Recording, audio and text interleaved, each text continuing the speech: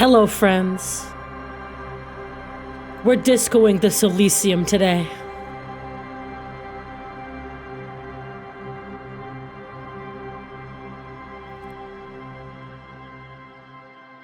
I'm also incredibly warm. Ugh. Oof.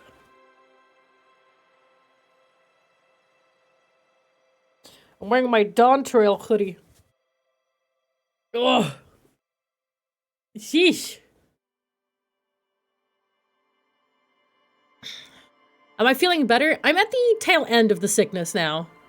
Last night was probably the last big worst part of it. I still have a little bit of the snifflies. I did cough a little bit, but I'm doing fine. Brand new sentence. Now that I think about it, the fact that Zom imploded before I could finish the communism playthrough is just so what does that even mean?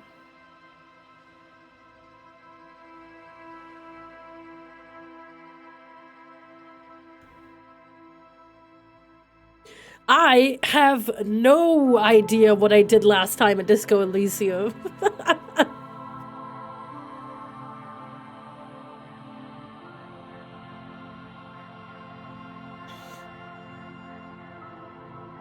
So it's gonna be interesting of what I can and can't remember. I know I said archipelago wrong, and people made fun of me for that.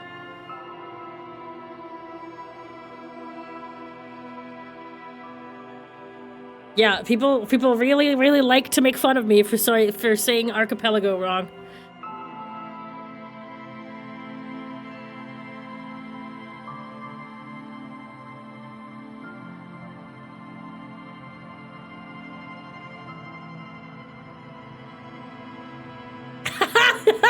You not remembering is canonical to how the protagonist has amnesia. Sure.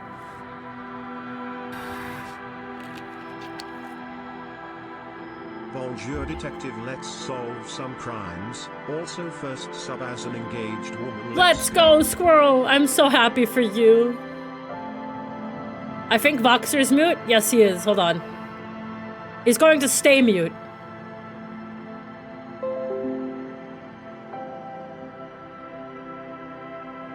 Screw you guys. New mic? It's called me not being in Germany right now. It's called I'm currently in Louisiana. It's called any moment a person could come in behind me and kill me with a knife or something.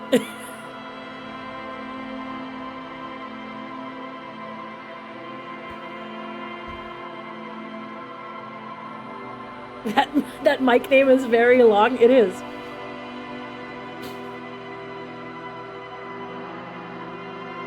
I thought you said Louisiana, not London. I didn't say London. I said Louisiana.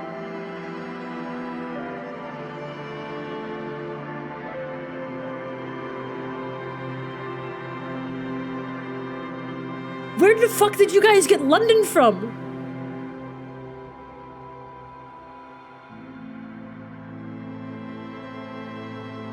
Oh, it's alright, the stab joke. Sorry, hold on. Yeah, okay, never mind. I could get shot any moment. Is that better?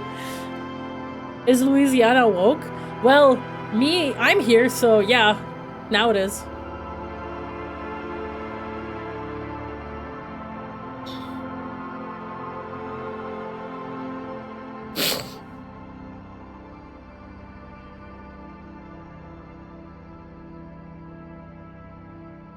I don't want to sound mean. I didn't know that Louisiana was a thing until I got here.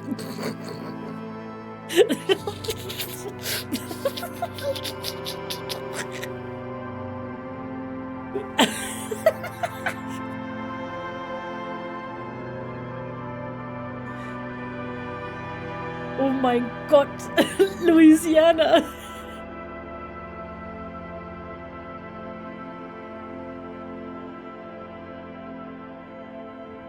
Truthfully, King, I thought Louisiana was a city and not a state until 3 days ago. Oh. Oh.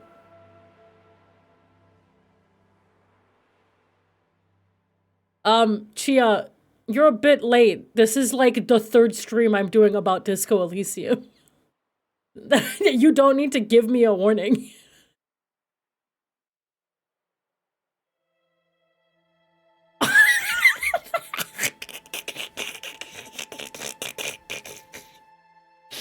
See, hold on. Would you look at that? Oh, that's crazy. I mean, I'm only on the next day. How did I miss 2? I swear I did 2 streams. Did I only do 1?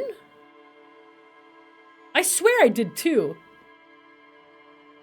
Yeah. I think you did 3.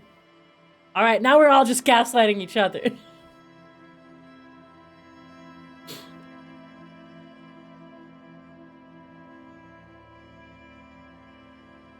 Resident Evil 7 takes place in Louisiana, by the way. You know,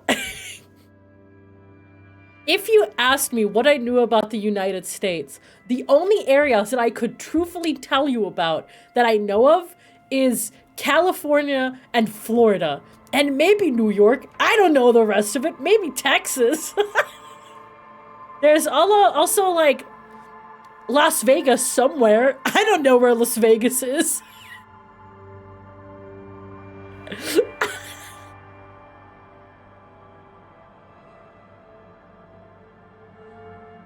Nevada. See, I don't know what that is. That's just part of California to me.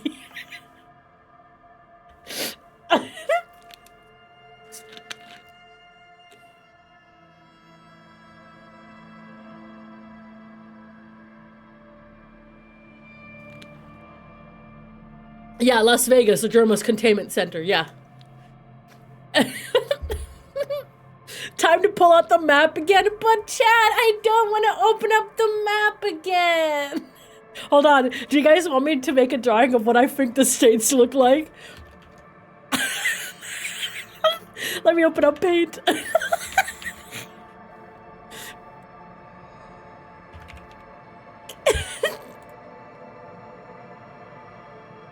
And now I need Google so I can...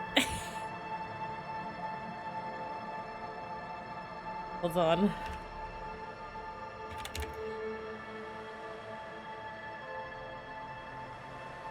Okay. Let me just quickly draw the states.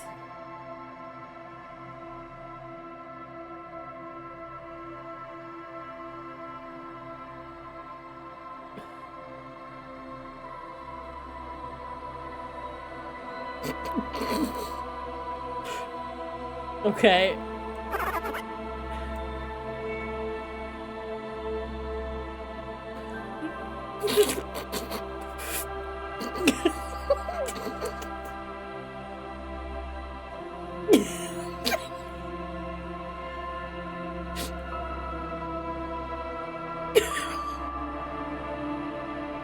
I'm about to offend a shit ton of people.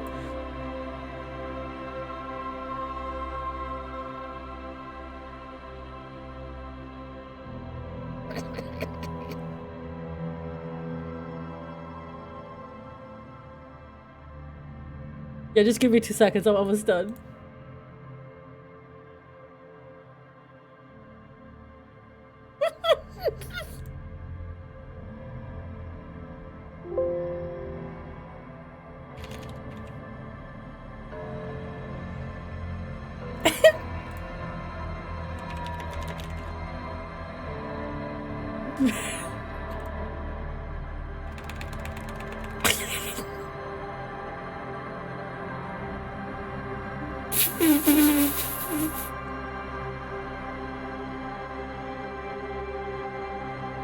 This is the worst bit.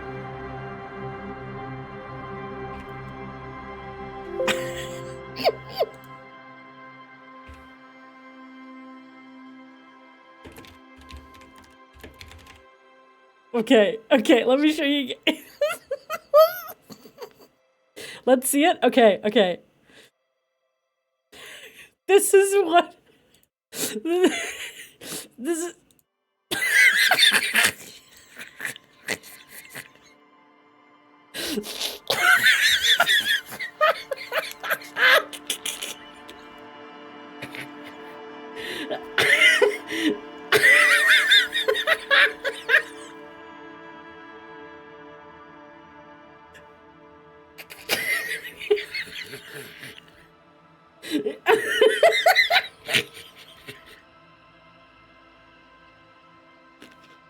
Where is the chef? You're right. I need to add the chef.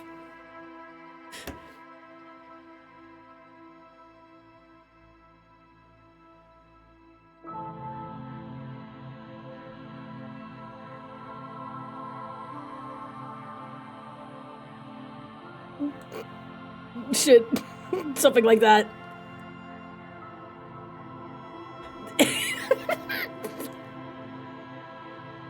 There he is!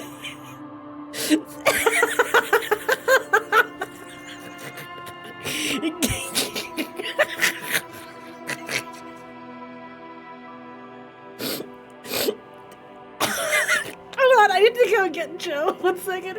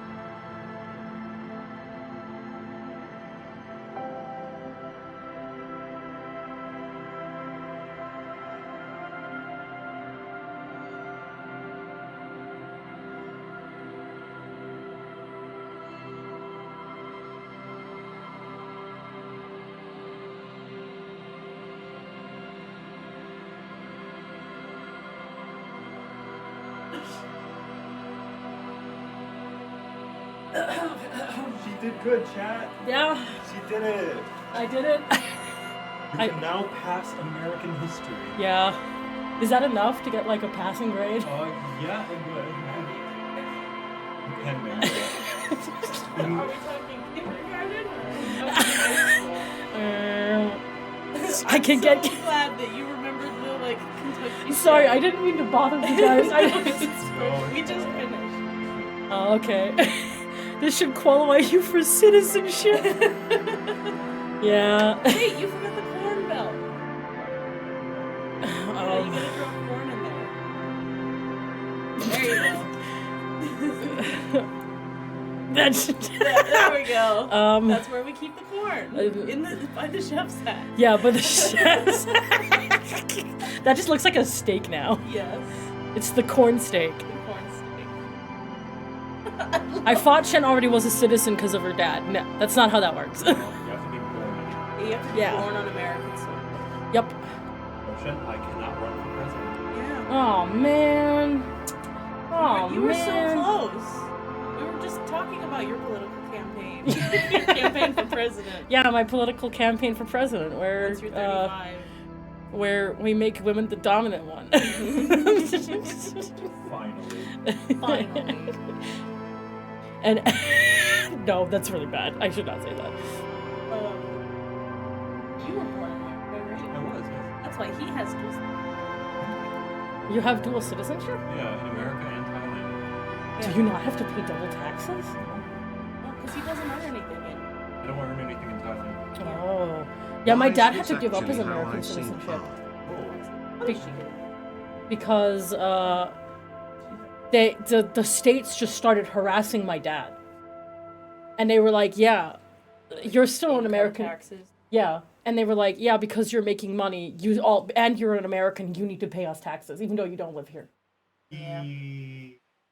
Huh, isn't that funny? Yeah. So my dad was just like, fuck that, I'm giving up my American citizenship. I mean, honestly, I don't think it's worth it. Yeah, so my dad's unsubscribed. From my America. dad's pure German now. Well, German citizenship. He still speaks like he's 5 years old. America is but, the you know. only country that taxes overseas citizens. Yeah. You got very lucky. Did your parents like plan that? Is it strategic? I think so. I think they waited until I was born before they Thailand.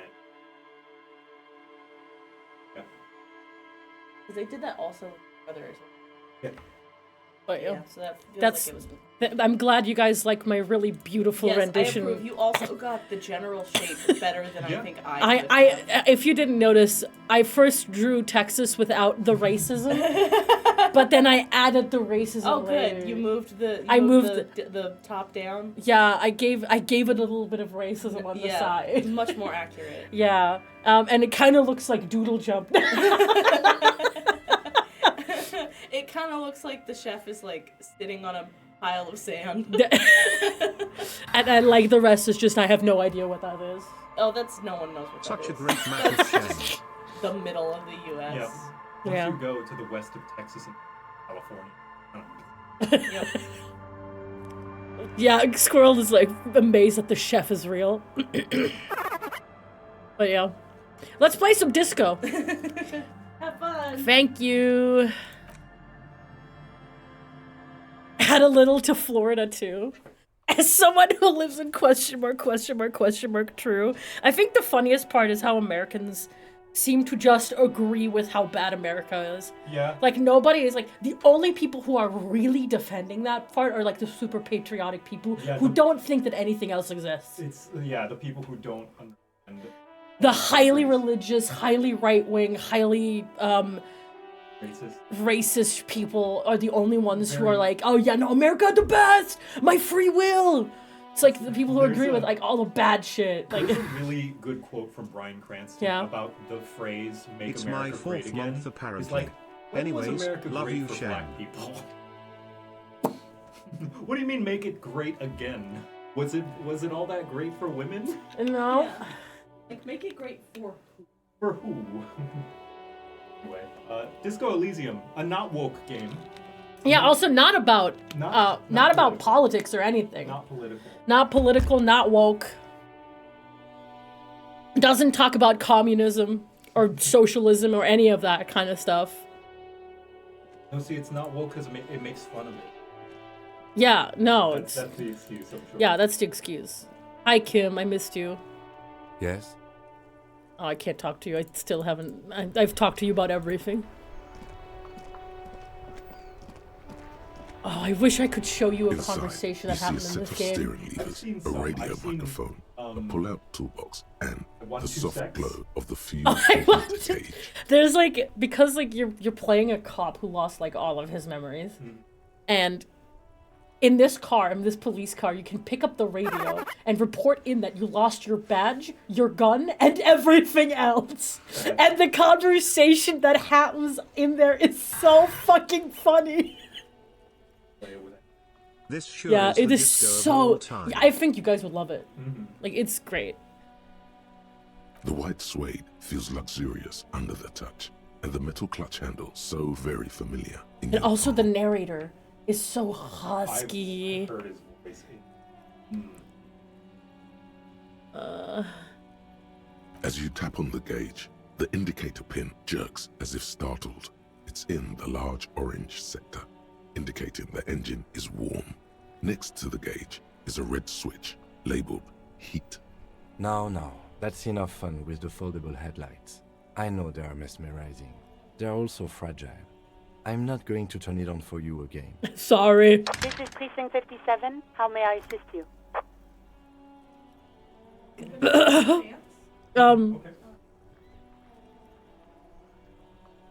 Of course. What is the number, officer? Yes, hold on. Her number is 005 1944 298. Received. Hold on, officer. Go.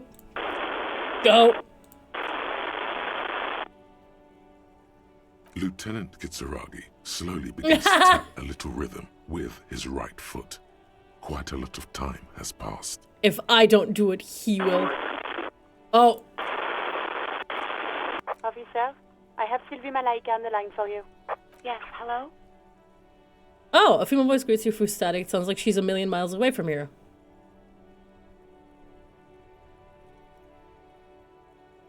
Oh, right. Hello, officer. What can I do for you? You can hear resentment in her tone. Oh. She's not thrilled to be talking to you again. There is no resentment in her tone. She wants you to ask her. No! No question about it. What? Electrochemistry, you fucking suck! Shut up! Well, you tried to jam it down the toilet, sir, clogging it completely. After I had unclogged the toilet and retrieved the paperwork, I threw it out in the trash, thinking you didn't need it. Okay, yeah. I am sorry about that. Anything else, Detective?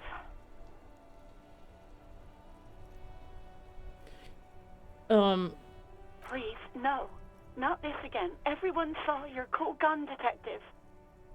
You were trying to impress some people with it. Oh! Everyone was eating, and you were waving it around in everyone's face, begging them to describe it. You said it calms you, and then you started making suicide jokes. It got pretty graphic. Oh, jeez. What? Oh, those again. I have been trying to wean you off them. You know, when you put your gun, your actual gun, on your temple and pretend to shoot your brains out, off of that, people don't like that. Yeah. Some poor sod was trying to eat his pudding while you were screaming, spit flying, imitating the mercy shot right next to him. Spat some in his food. I don't think he touched it after. Me neither. Oh,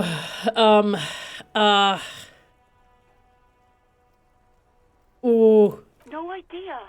All I know is next you were waving around money instead, saying things like big bucks cannot lie and guns can't buy money, but money can always buy guns. It almost looked like you pawned it, but believe me, I did not ask. Yes, I know who you are. You're a police officer. The law. You told me back in the Whirling. Oh. You told everybody, and so does your badge. I don't need to hear about it anymore. Sorry. Oh, no, I haven't, sorry. Real policemen have uniforms too, by the way. Where's yours?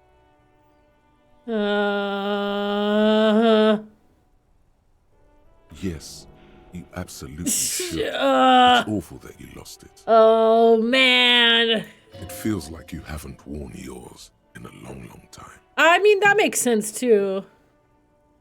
He did say that he... I don't know. Uniform? Yeah. I never saw you in any uniform. You had your things on. The disco things. The disco things. Sorry, what? What? Are you guys gonna point out every single time I say the word sorry? I'm gonna kill you, chat.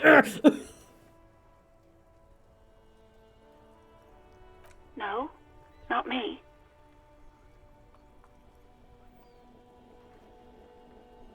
No, sorry, I don't. Not a lot of people have phones around here. Copper thieves take the wires. People don't have the money to have the cables put in again. Oh. They use the Union's phone, or the one on the coast. It was someone else. We'll find them sooner or later, officer. It just might take a while. What? Of course it bothered me. But I thought the Union already knew about the corpse. Oh. No one calls the police. The Union would get angry. You know, what the Union says goes. People listen to them and they take care of their own, which is like everyone here.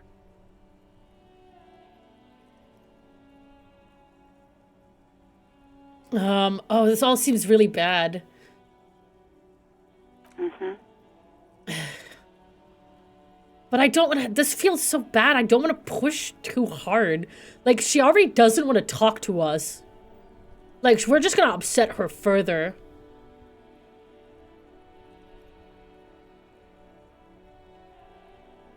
I didn't want to get in trouble with the others.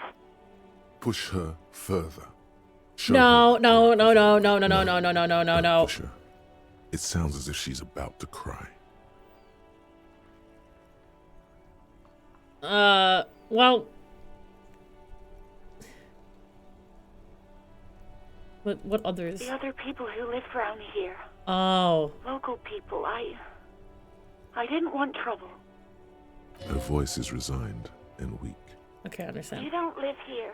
You don't understand. Squealing is frowned upon here. Everything is dealt with, well, by the union, internally. Please, I just didn't want any trouble. Yeah, don't worry about it. I understand. You do? What else can I do for you? Yeah, go on. You mean, why did I leave the bar? Honestly, I'm not really comfortable discussing it with you, sir. Well, I mean, we know why she's not comfortable with it, because we are the worst person imaginable. We are just the worst person to ever exist, to be honest. We are bad. We are just horrible. Worst person to exist so far. Maybe, I don't know.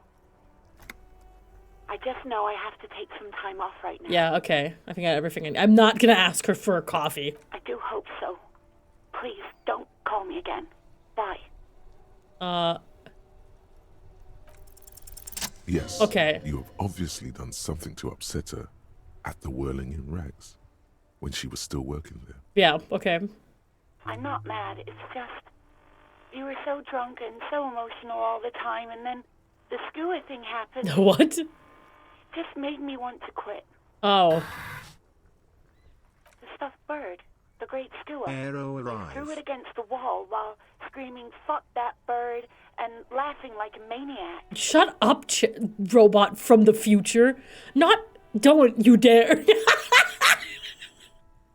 How dare you? I think you said it had been giving you shit ever since you got there. Bitch bird Conma was coming to her! Excuse me?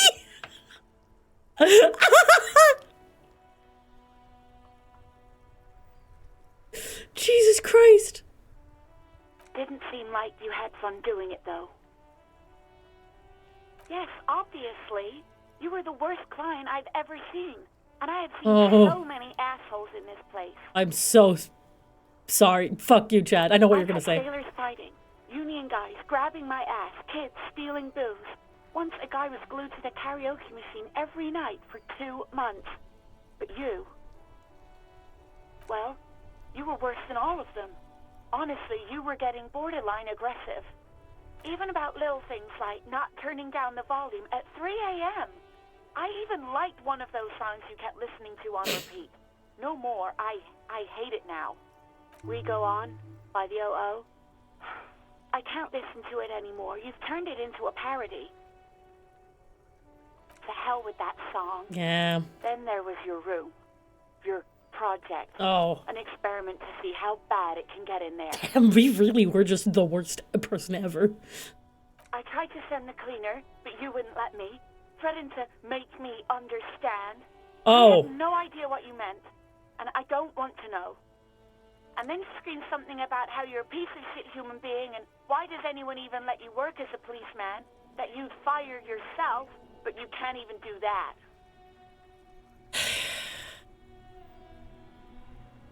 And then I had to deal with your toilet.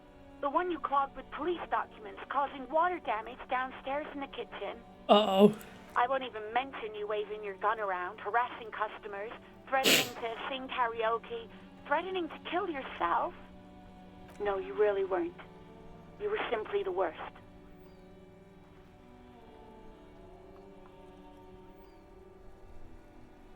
God, I knew I shouldn't have brought it up. Just try not to call me again, and let's pretend it never happened. Yeah. You hear a sigh of relief on the other end of the radio. Wordless, the call breaks. Then, the already familiar voice. Anything else I can help you with, officer? I don't know if I want to be reconnected to the 31st. 57's over and out. In the cabin, you see Well, that was not great. Good to know.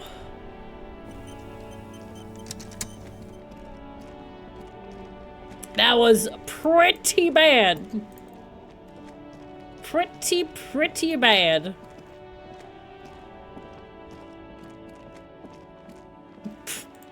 Probably one of the worst. But I already talked to this guy. Good morning to you, officers. Yeah. The Australian bloke. a crumpled billboard reading, Samaran butter soaks in the canal. Two ugly lines mar the bright countenance of the blonde boy depicted. Whatever it is, the boy on the billboard seems very happy about it. Oh, yeah, go ahead. Just some tasteless advertising at the bottom of a canal. No use rubbernecking now. Well, bad at video games, bad at life. That's just how it is. Oh, there's something right here. What is in here? Wait, what is this? Oh, a health thing. Nice.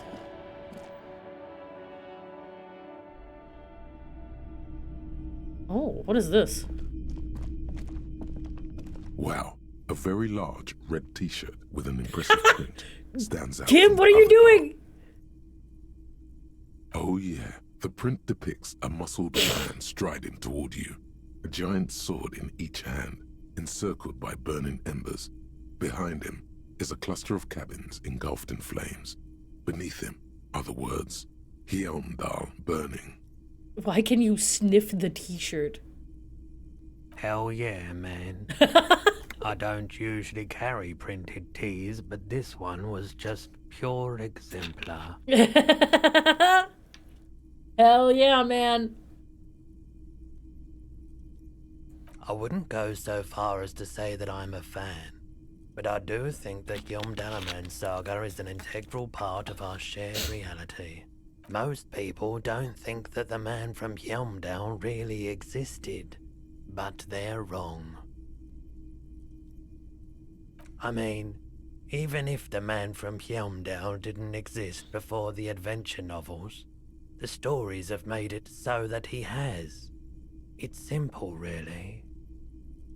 Okay. You sound skeptical. It's not that complicated. All that's required is a more robust understanding of cause and effect. Besides, I've been to Kotla, though not quite as far north as the Hjelmdal, and watched northern lights travel across the sky. Very unique, energetic tides there. Very, very unique energies indeed. Geomagnetic ley lines, one might even say. Ley lines. Smells like worn cotton and a little old sweat there. Ugh. Worn cotton with a side of flea market or trash bin. Sniffing is okay, but please don't try anything on. Can't have you leaving your photon emissions in the fabric of things you're not going to buy. You're not imagining it. Photon emission? What is he talking about? No idea. 2 real. Oh, that's not that expensive. That's dirt cheap. You should. I want to buy it. Oh, that's so cool. It gives me -2 authority, but who cares? Welcome to Hjelmdal, officer. Hell yeah, we can look so cool now. Hold on, let's look at it. Wait, hold on. Oh, we can't even see it because of our jacket. Aww. Oh, man. I still hate that you can't see the eyes of the amphibian. But it makes me cooler. It just removes my my authority. The reaction speed, physical instrument, electro. I don't like the electrochemistry. Drama. This goddamn insane mesh tank. Wahoo, watching you with my wife from Hamburg RN, Typical where we might Martinaise be street moving to life from the sits soon. among assorted floor Oh. and table lamps. Oh! To Hamburg? Yeah, get out of America. That's interesting, many people wanting to come to Germany. Hamburg, yeah, what? It's called Hamburg! No, it's not hamburger, it's Hamburg! There's a place, yes! The German word for book is castle. Next thing you're gonna tell me French fries aren't American. People are shocked by the fact that there's a place in Germany called Hamburg. Yeah, that's where hamburgers come from. Right? Don't think so. No? No. It's literally called hamburger. No, it's called Hamburg! Yeah, no, but that...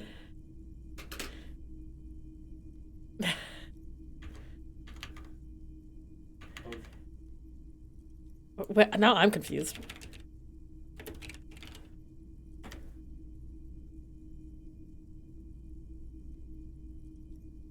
Origins, United States / Germany. Yeah, which one though? Germany or United States? But which one? It's named after the city. I would assume. Now I'm confused. Wait, but there's also like, there's like jelly filled. So you know those powdered jelly filled donuts? In Germany, they're called Berliner. Berliner. Yeah. Ich bin ein Berliner.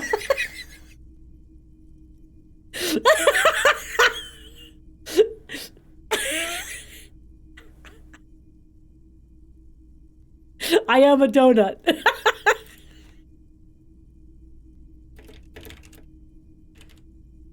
Oh, God.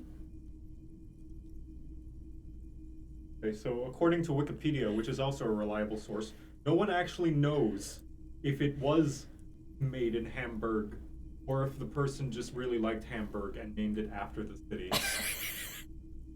It's Yeah. a mystery. Because I think it was JFK who said it, ich bin ein Berliner. Oh. He's got the spirit. And yeah, because like it actually means that, like, yeah, you're from Berlin.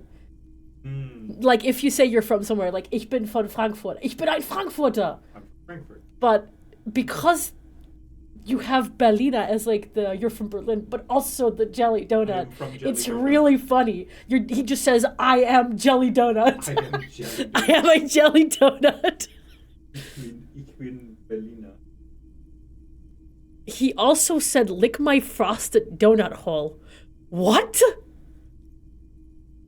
I wonder if like his translator was just playing a prank on him or something. You're lying. You're lying. You think chat would do that? Yeah, what? Go on the internet and lie? He would lie to me, the streamer, to make me look like an idiot? Sure. Did you just say chat is a he? Chat is a person, like a collective? Hey, chat, is this real?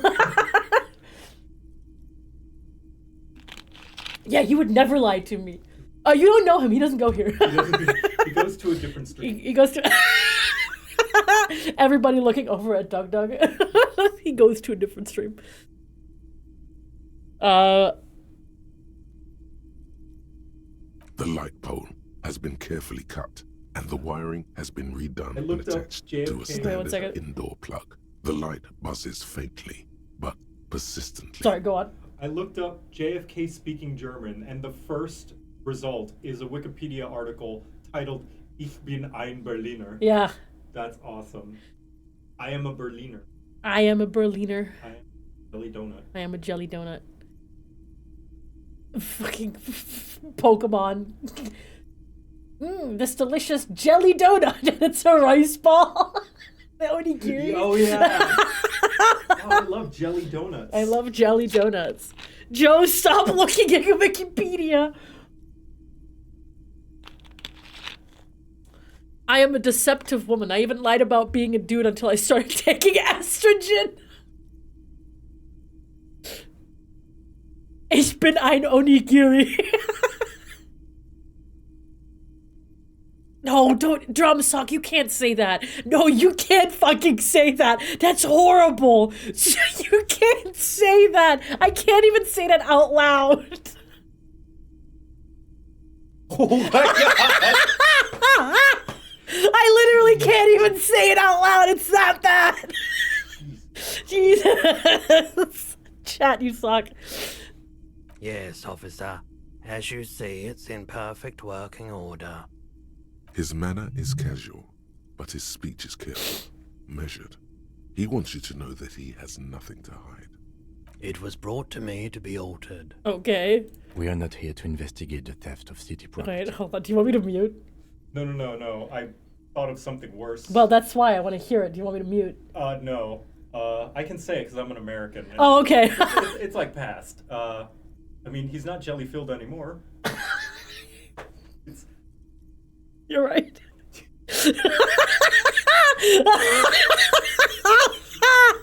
Fine, it's been like 40, 50 years.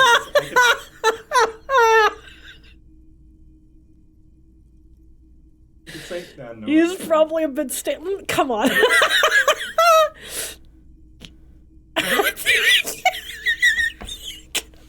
This message is so funny.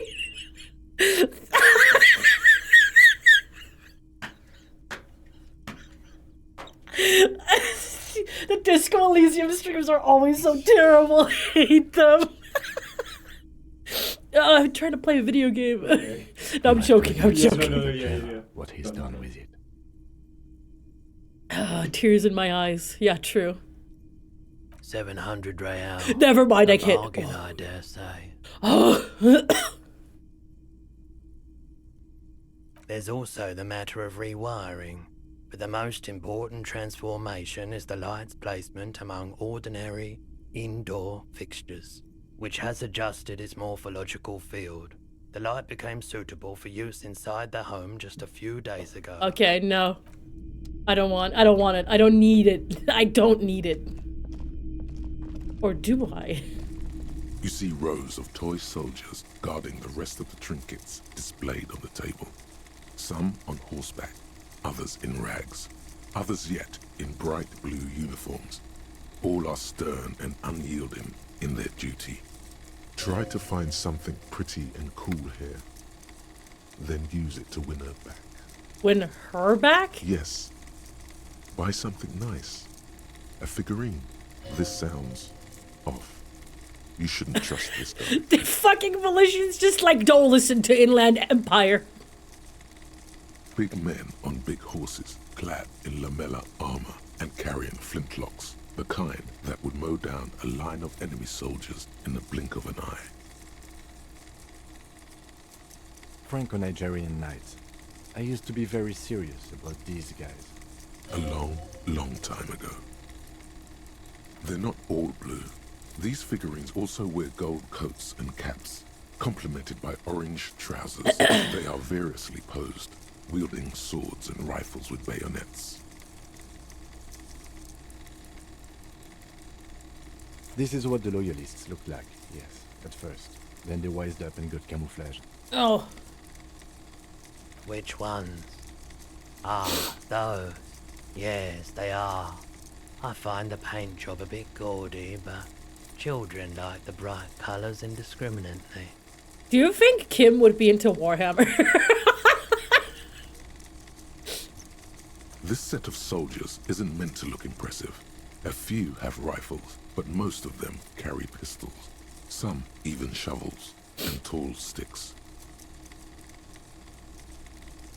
You're probably talking about the revolutionaries, yes? Yes, they are soldiers, revolutionary soldiers. I think their poverty has been exaggerated for effect. When you place them next to the royalists, it doesn't seem like they could possibly win.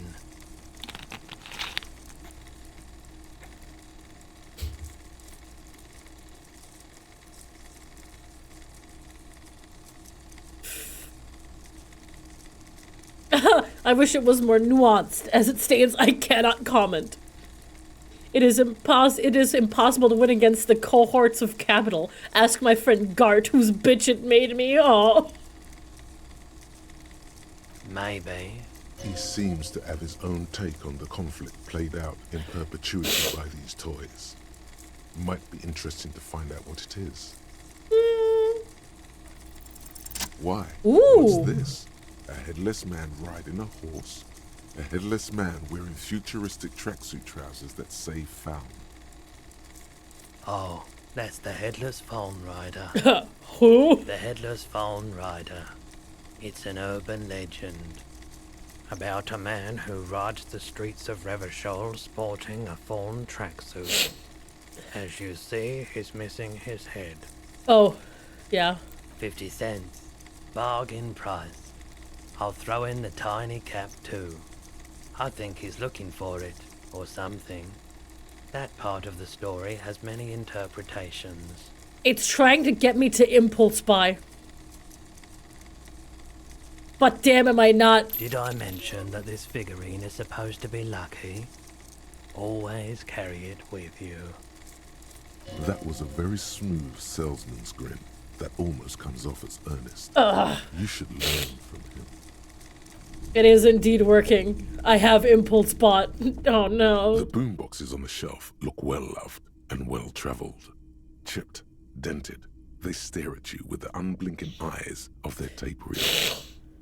One especially catches your eye. Deep gold and amber plastic with a big old handle on top.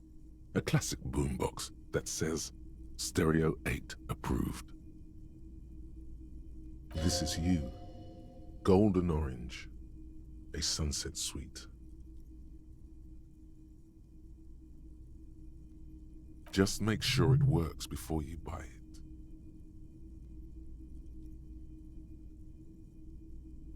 Is the Harman Welsh W2. Made in Vespa. Designed in Seoul. Plays all reel-to-reel formats. 2mm, 8mm, 12mm. It's even got a little radio in there. It'll set you back 12 real. Wait, so what is this? It's a boombox, yeah? Yeah. But why would we need that? Why would we need a boombox? If police work means playing tapes, sure. Oh! You can use it for that. Or any other time you'd need to play a tape. Like a beach party. With sand and sun and seagulls dancing on the breeze. Turn to Kim! Could I bring it to a beach party? Theoretically, yes. But we don't have time right now. It's generally murder investigation first, then beach party. That is the unofficial RCM motto, yes. Absolutely. I've tested each one myself with recordings of speech, found sounds and music from a variety of genres. Even though I don't really like music. Oh, okay. Yeah, no, I think that's it. Top of the morning to you. How may I be of service? Early bird gets the worm, huh? Perhaps. I just like being awake for the transition between night and morning. Bearing witness to the first hints of light on the horizon. Jeez, Roy Hyatt of yesterday. What is he on? Okay. It definitely is. How did I fail at Whatever 92? it is, you've probably done it. And many other things besides. But you can't get through the jumble of sensations to get to the answer. A guarded man like him wouldn't tell you if you asked out loud. Oh god, I'm stupid. Sure thing. Sure, man. Alright, let's go. I am failing everything, dude. My luck is so bad. Can't believe I failed that. Oh, thanks, man. Thanks for the hanged man. That's really awesome. I'm so happy. The shine on these sunglasses lasts a lifetime, officer. Oh, no. Yeah, no, I'm leaving. What's over here? Nothing is over here. Oh, man.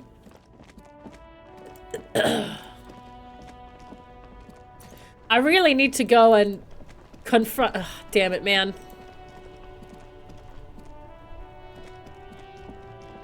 Is there anything over here?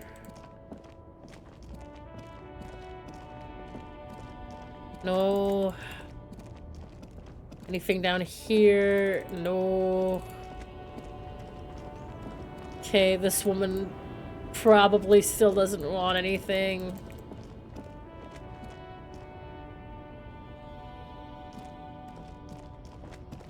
These guys are still standing out here. Oh, man.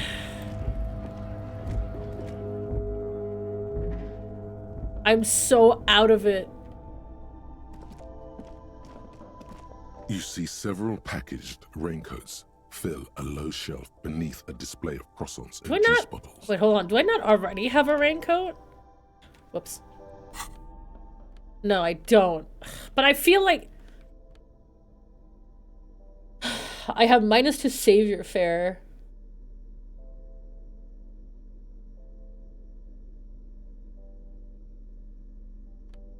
So... what did I need again to jump?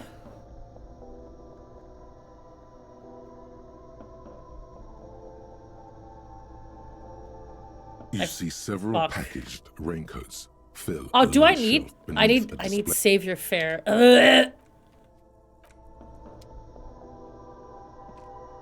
A small cabinet on the wall is filled with various medicine bottles, nasal sprays, and blister packs. They all bear the Saint Baptiste pharmaceutical. Okay, here. Why did I? Saint Baptiste. What? Why did I do that? I have like 5. I have 5 of them. Why did I do that? Impulse buying like a dumbass.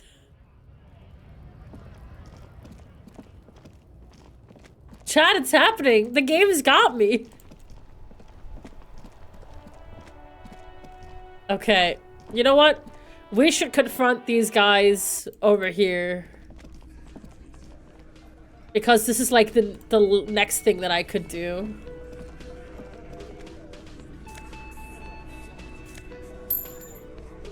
Wait, what is this?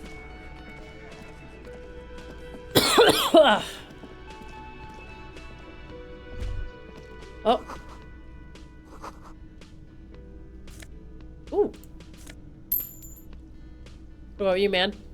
The man ponders his cooking utensils and gives you a little nod.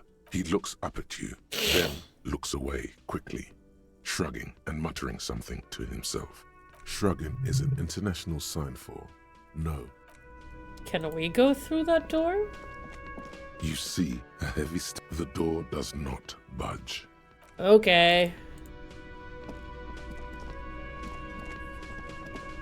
Hello, ma'am. Just a moment. Oh.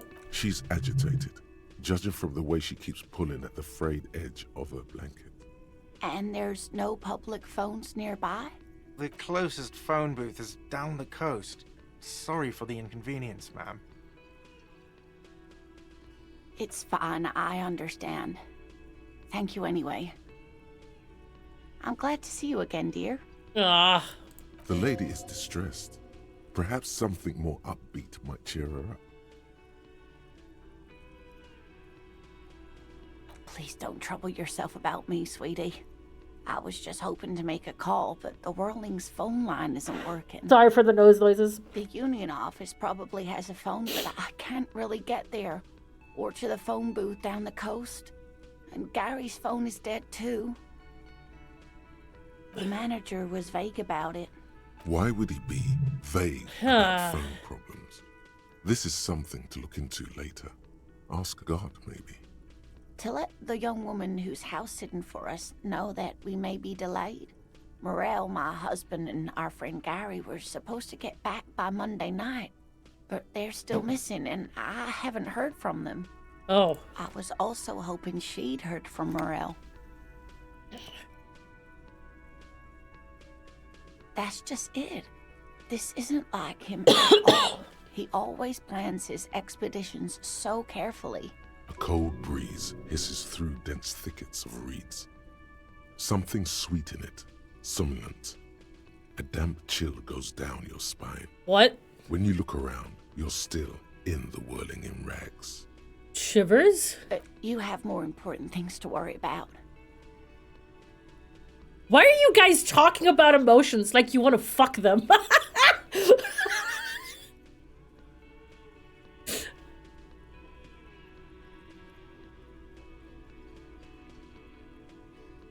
Game does this to you. Cause we do. Cause I do, dog. Shen, this is your You know what? Fair. Yeah, okay. Yeah, fair. Just some field work, sweetie. Morel is a highly trained scientist. He and his assistant Gary are studying an extremely rare species of insect. But they should have returned by now.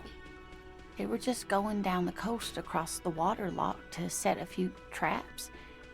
He said they'd be back on Monday. What could be keeping them? The waterlock, that was broken. Could this be it? Oh my. What happened to the waterlock? Oh, sweetie. If it weren't for you, I'd be looking forward to another sleepless night. Thank you from the bottom of my heart. You're welcome, ma'am. I hate to ask, but if your investigation takes you to the other side of the coast, please do keep an eye out for my husband. This will surely lead to a cryptozoological mystery with that extremely rare insect. Yeah, the extremely rare insect that we are studying is called man. And if you see him, let him know Lena is waiting for him here at the Whirling. He gets so tangled up in his work that he may not know the waterlock's been repaired. And it's cold out there. Oh, you're such a dear. Thank you, sweetie. Oh, yes. A zoologist. A cryptozoologist, to be more precise. Okay. It's a pseudoscience that attempts to legitimize research into mythological beasts and urban legends. Okay, Kim. That's one opinion, yes. And people are entitled to their opinions. She's used to playing off such insults casually, but they still affect her. My apologies, ma'am. I did not mean to undermine your hobby. It's not a hobby. It's a Kim! subfield of zoology, one specializing in animal species that are so exceedingly rare that many assume them to be extinct or even fictitious. Searching for such species called cryptids is difficult and often thankless, and frankly, many scientists are too lazy to do it. Universities these days are rarely interested in supporting real research. Well, that's like the thing. It's like looking for almost extinct beings. Doesn't have to be like actual cryptids. Like, especially talking about like an insect right now. It's like, unless she's about to tell me that he's looking for Mothman, then I'm like... She's completely internalized her husband's struggles. They are...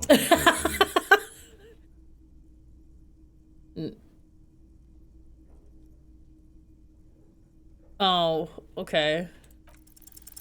You're an enthusiastic idiot, but you're still an idiot. Are you kidding me? How did I do a critical fail? Are you shitting me, dude? This is the worst day of my life.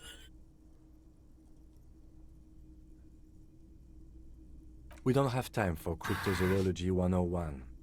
Let's get back to work, shall we? Kim isn't a Bigfoot believer, SMH. Oh dear, I'm not sure where to begin. Well, his expression is slightly grumpy, but his eyes are always bright and curious, like a small boy's. And his palms are quite coarse from all the field work, but he's quite gentle. It's always a challenge to describe the person you know best in the world.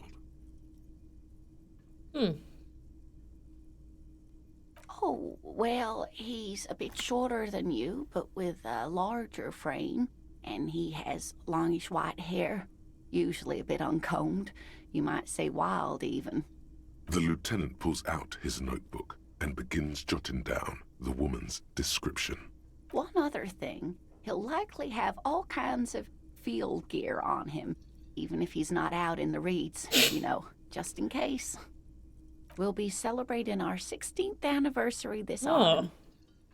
Not the most numerically satisfying anniversary, but I like the less obvious milestones even more somehow. Via dating agency, I'm ashamed to say. I was looking to get back into the scene after recovering from my accident. And he just divorced. Sorry, I dropped my tissues. Because I still have to take care of my tissues. Or my nose problem. Thankfully, this game doesn't, like, stop all audio, like a metaphor when I mute. We hit it off, and, well, here we are. She's skipping over some important parts. Perhaps you'll find out more later. I hope I've been useful. Oh, sweetie, it's fascinating. But I shouldn't bore you with entomological minutiae. The lieutenant gives you a sideways glance. Come on, Kim, I want to hear about the insect. Well, it's a phasmid, technically, but... Oh, yeah. Here comes the interesting... Where other phasmids imitate sticks or leaves, this one's a living reed. It disguises itself among the reeds here on the Inselindian coast. Hence its name, the Inselindian Phasmid. Perhaps you'll end up co-discovering the Phasmid with us, officers. I knew it. We're gonna be chasing made-up insects Oh. with cryptozoologists. Kim! It's not made up, officer. I can assure you. It's simply elusive, so much so that most establishment zoologists doubt it exists at all. Well, some teenagers making out in the reeds saw one. They didn't know what it was, of course, but there was a brief article in a local newspaper about their encounter with a ghost insect that looks like the reeds. Gary sent us the clipping. It's not, to be honest, it's not that unbelievable that there is an insect that looks like a reed. That's like the most normal thing ever. Of course, most phasmid sightings turn out to be false alarms, but their description matched the Inselindian Phasmid perfectly, and they didn't even know what they were looking at. Stick bugs. Enthusiasm has wiped the worry from her face. Her eyes sparkle behind her glasses. Yo, thank you so much for the sub. I am so sorry, I can't say your name. Queequeg Theater. Queequeg Theater. Thanks for the sub. I'm sorry for butchering your name. I suppose I have something of a personal connection to the Inselindian Phasmid. All scientists have their little hobby horses. Not at all. Why else would it hide itself so carefully?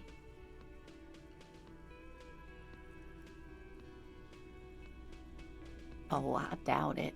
No one gets into cryptozoology for the money, sweetie. Wait, you said it better than Pat does it. I'm his mod! That's really funny. Yes, it can blend in almost perfectly among the reeds. It's how it stayed hidden all these years. Centuries, even. Yo, thanks, Grandcastle, for the 9 months. Oh, dear.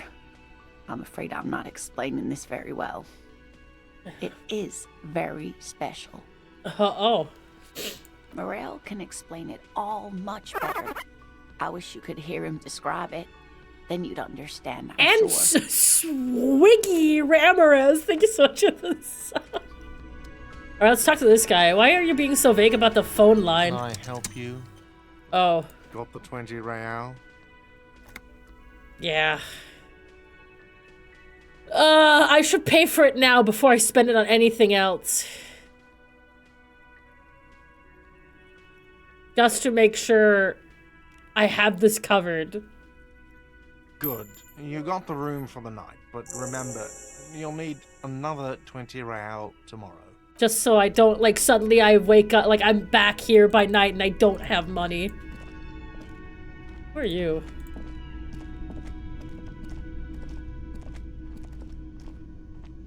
Alright, let's do it!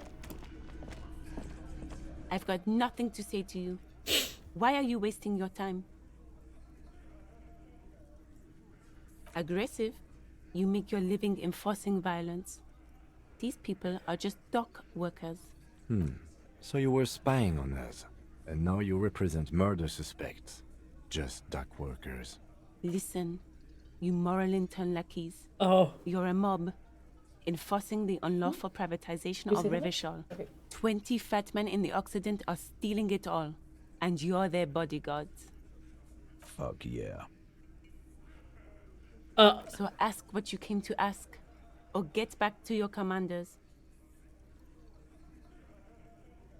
The privatization is not unlawful. It's cool and funny.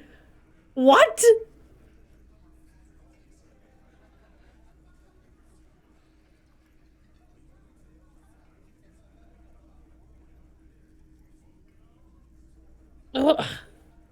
Look, a comedian. Do your job. Ask your questions. Then get out of Martinaise. Strange. It's as if people don't believe a cop could be a socialist revolutionary. What are we going to do to you? I probably should have not asked that. The union isn't going to do anything to you. It is not a crime syndicate. It is a labor organization. Goddamn right it is. If anything, it is the RCM who do things to people. Yeah. But we digress. Like I already told you, I'm a legal counselor. Do you have hearing problems? No, I just forgot. I'm sorry. No! All right, let's do it. Let's fuck up this entire conversation. This is where you say your bit. Uh-oh. Detective.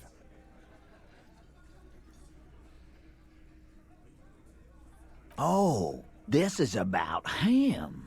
A real looker, that won't. You're sure taking your time, waiting for him to get ripe and pretty for you, huh? Oh, he was a real pretty boy by now. Real hot stuff. Letting out that pretty boy smell. Time to go to work in the shit factory! What the hell is happening? Easy, boys. These janitors have a hell of a job cut out for them. I mean, I wouldn't go in there for $1 million.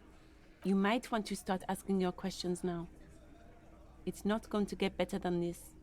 These guys are so macho, they're ready to confess to first-degree murder. Ask if it was them. The pretty boy. You guys really love talking about that pretty boy. Funny. But my partner and I have a serious matter to discuss with you. Oh. Container belt, like we use in the harbor? Because we took it from the harbor where we work.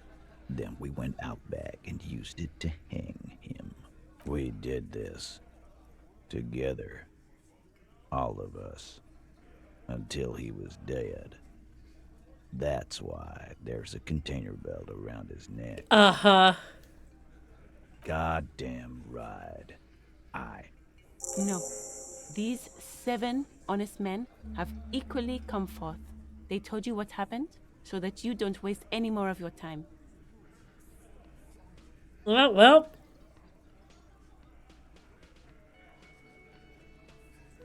Why? 'Cause he was worthless mercenary scum. And he stepped out alive in my town. Glad we cleared that up. So am I. Now, how about you get the fuck out of my town? Countless lines separate life and death. What terminal boundary was crossed here? Men like Titus, Don't murder over nothing. Ask him again. Why? 'Cause he was word and he stepped out of line. What kind of mercenary? The kind that shows up when you start a strike. The experienced kind, too. Had Kohoi and Semenine written all over him.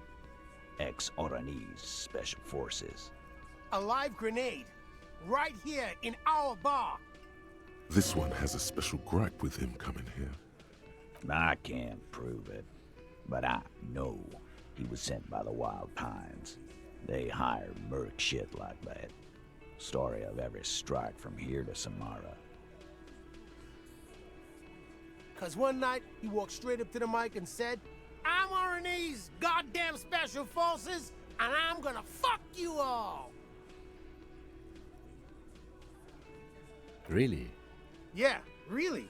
Had a gin and tonic up there, sang some Oranese paratrooper song, and said he's gonna fuck everyone.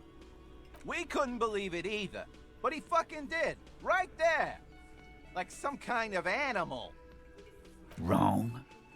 He harassed women, raped one, harassed workers, threatened to kill some as a warning. Oh. There's slight unease in him suddenly. Oh! To kill us all, if we don't open the gates, if we don't let the scabs in, if we don't bend over. And that was before he started coming here. Yeah, he said it was his favorite joint now. Started coming here every night. Drinking, grabbing girls. Grabbed one of ours mid-karaoke, right there on the stage. He grabbed someone? Yeah. This girl's on the mic. A beautiful girl, young. Gets into the second verse of Lover Lake. The fucker grabs her legs, starts screaming. Show me your cunt! Why don't you show me your cunt? Jesus Christ! Then, he gets knocked on the head with a wine bottle. Doesn't even fall down. Aren't you fucking listening? My man is talking to you. He took care of it. They got the girl out before anything else could Okay, happen. alright. Yeah, me and Eugene got her out. Aren't you fucking listening? No. You're not getting the name. That's a Martinaise matter. And I'm not discussing it with you clowns. Despite the stonewalling, you can slip one more question in. This is such a horrible line of questioning, man. Titus, do not answer. You have been forthcoming enough. Elizabeth, please. Fuck off, Carl. She's gone through enough without you embarrassing her too. She doesn't need more embarrassment. What are you talking about? Embarrassment. If someone has been sexually assaulted, we need to... What you need is to get the fuck out of my face. I've had enough of explaining myself to that fucks. He's dead. It's done. As you can see, these men can only take so much baseless scrutiny. I'm doing my best to keep the situation civil, but... It's true. She was the only thing holding him back.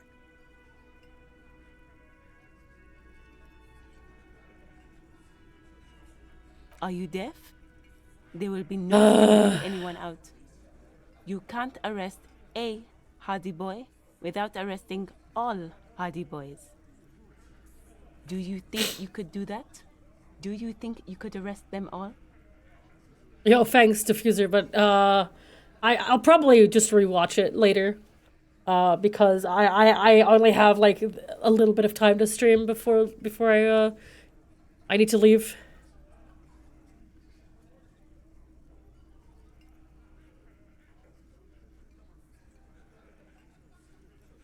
Who do you fucking think does?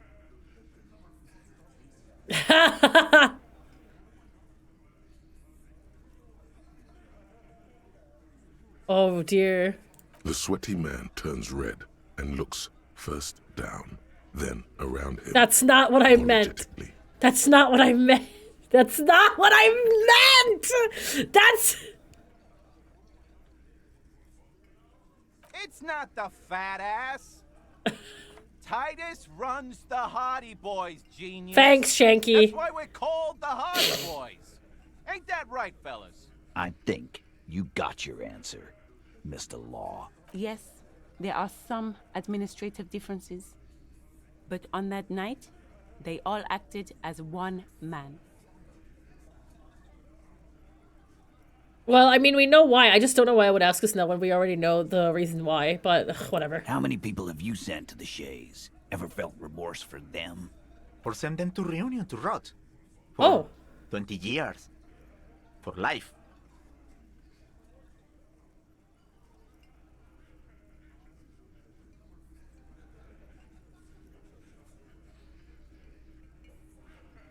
Fuck! Because it's not true! They're right! They're right, dude! It is not good.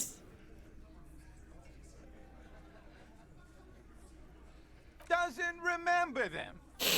He just forgets. Are you hearing this, Titus? It's not good. None of these answers were good. Ain't no use keeping a stiff catalog in your head.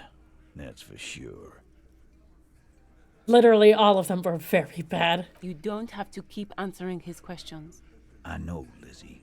Relax. We killed him last Sunday night. Seemed like a good way to end the week. Known him? We don't associate with scum like that, asshole. Yeah. Who do you think we are? Quiet. He came around about 3 weeks ago when that Pines cow first sailed into town. Happy? By the Pines cow, you mean Joyce Messier? The representative for White Pines? The same company you are striking against? No. I mean the Pines cow. The stupid-ass cow they sent in to fuck us over. But you know what? Why don't you ask her about the pretty boy? I'm sure she has interesting things to say when you ask her hard enough. That's enough insinuation for today, Titus. Officer, your interview is drawing to an end. Don't waste your last question. I'm not going to provoke him. We hanged him up by his neck until he got real still. Didn't they teach you anything at the cop school, idiot? Can you give us a few more details? Did you muffle him? We haven't heard any reports of screams. Titus, you don't have to clarify anything. We overpowered him, dragged his unconscious body to the tree, put a noose around his neck, and hanged him till he was dead and steady. Then we left him for seagulls, maggots, and you fucks.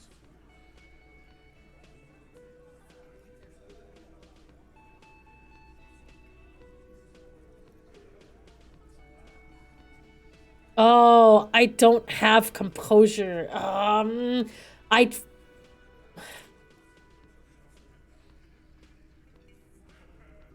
With numbers, asshole. Yeah. How do you think? You're right, Lizzie. No, he hasn't. Not yet. Fuck. This is gonna be so bad. Actually, yep. They're admirably, surprisingly composed. Shit. The entire room. Given how many questions you've lobbed their way. Well, this one. But he's always fidgeting, so don't get your hopes up. Yeah. Weren't you fucking listening? The fucker came to our bar. It happened right here. Like what, Copper? Nothing. Your investigation here is done. Leave Martinaise, go back to your stations where you belong. I think we're going to stick around, thanks. Some things don't add up here, Titus. I've done this job for long enough to know that people don't just confess to first-degree murder. Even if it is a group responsibility. We're going to look into this. Good luck with that. You've heard everything a rent-a-cop is gonna hear from us, real law officials. You're lucky you didn't get a beating. Rent-a-cop. So that's what this is about. He doesn't see you as his equals. Forget about their games. You've met with the characters. Reading the footprints in the yard should be easy.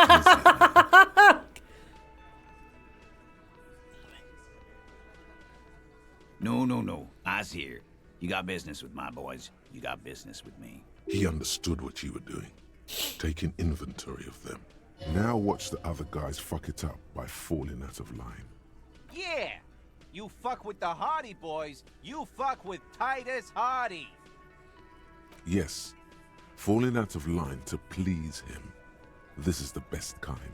And now this guy is going to... Relax, Dennis. No one is fucking you yet. use it to take a dig at his friend. Floodgates open. Yeah, Dennis, calm down.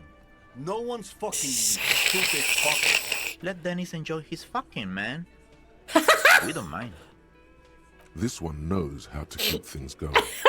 He's a hothead, but not one to be taken lightly. The last one is a bit of a black sheep. Yeah, you're not even being fucked, Dennis. Easy, fellas. We got company. Let's see what brings the cop around. Too late. You already got a pretty good picture of these guys. You can use this. Fucking say something already! Nope. Again, just get the dead guy's autograph, since you're his biggest... Good one, Titus. About fucking time. I don't have authority. That's the worst part about it all. It's so bad. I can't do anything else.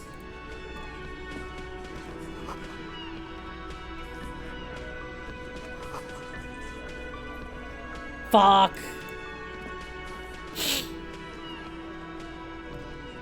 I can't talk to her. No, I can't talk to Kim. Eric!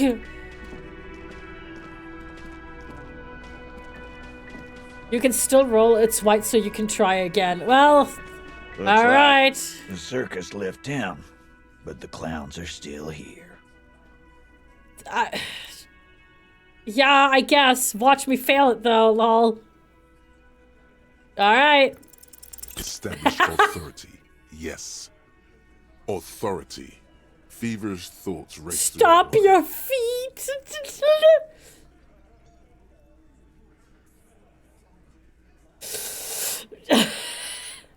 Did you already try the gun thing?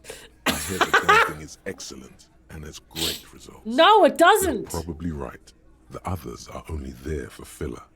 To make the gun thing pop. No! No, I don't want to do any of these!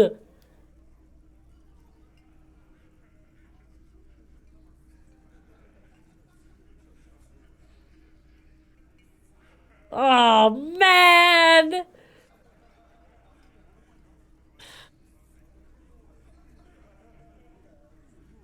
Fuck me, dude. Why? This is not what he thinks it is. This is a great idea. I'm afraid it's not what you think it is either.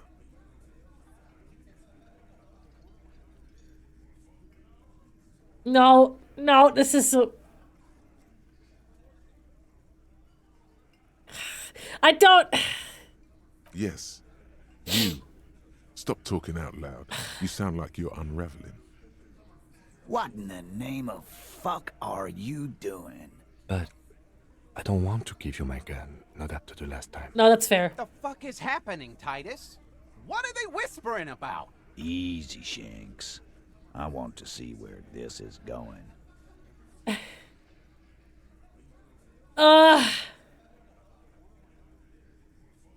There is no back. Leave me! Detective, we don't have to demonstrate anything. Let's just get back to the questions. No! No! Let me... Oh, no! Let me out of this! Let me out of this!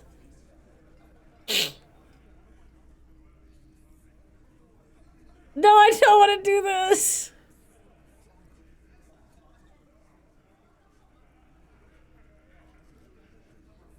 Silence. He tilts his head to the side, inspecting you.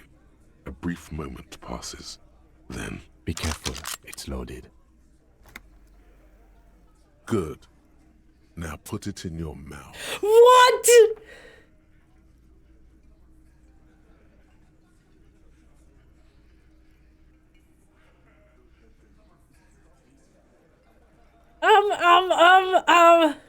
So, behold the, demonstration. Authority, you motherfucker.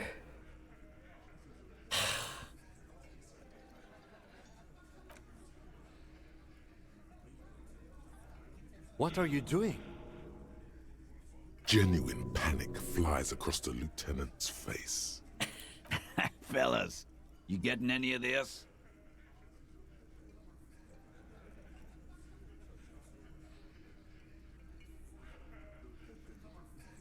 Oh. I'm going to kill. What the fuck?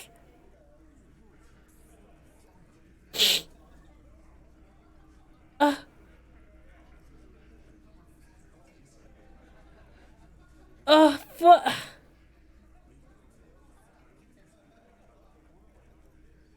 What in the name of motherfuck?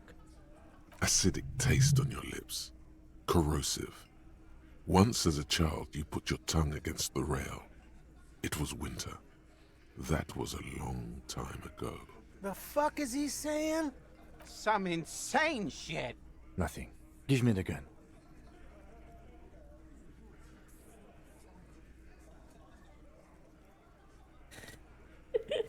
I'm so scared.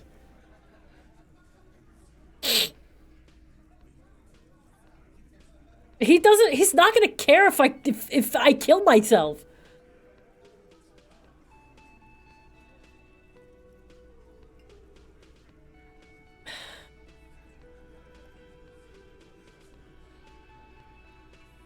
Dude, fuck, dude. We'll solve the case. Look at me. Don't worry. This demonstration is not helping. Inside the small mechanism, you can hear a spring tensing up. Yeah. Cause I sorta wanna see that shit. See, I told you. You won't, man. His fucking balls ain't big enough.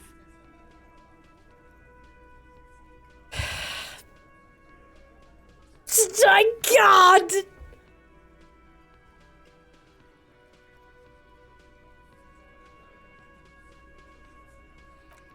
Fuck it, man. Thank you. Nothing to worry about here, people. My partner likes to play these jokes. He's what you call dark. He is infinitely grateful to have that gun back on his belt right now. Dark? What the fuck was that, you carnies?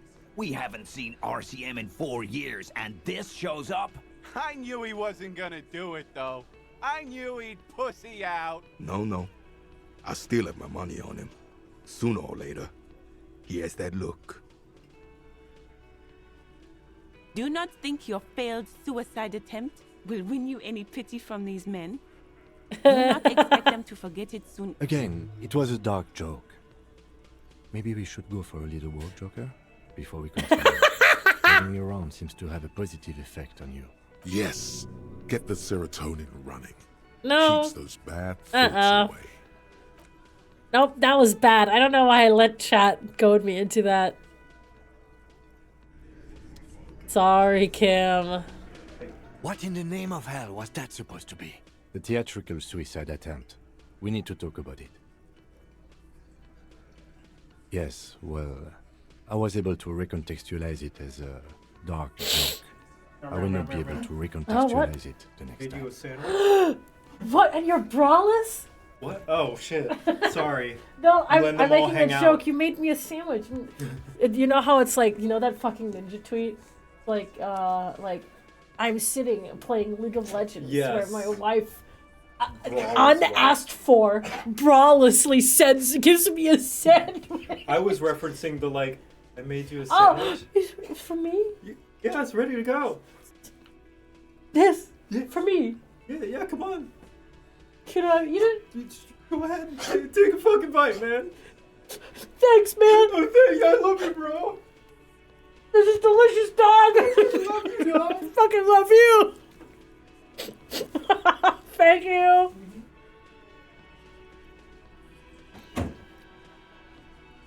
Oh, hell yeah. Want something to drink? I have a I drink. do have some. Yeah, thank you.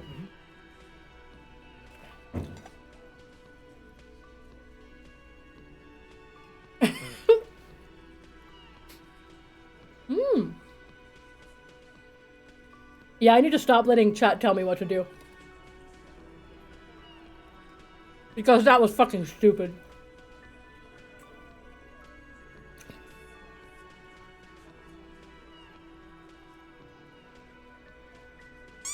Disco Elysium is honestly a lot like streaming because you have a bunch of voices here telling you to do awful things. Yeah.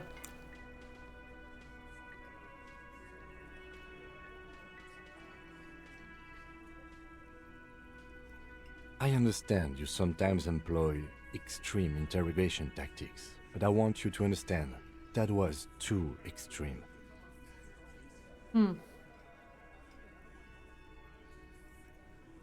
We can't have RCM officers going around putting guns in their mouths. We can't afford to have that image. Few institutions can. No need to apologize. Just keep your gun out of your mouth and we'll be alright. Let's move.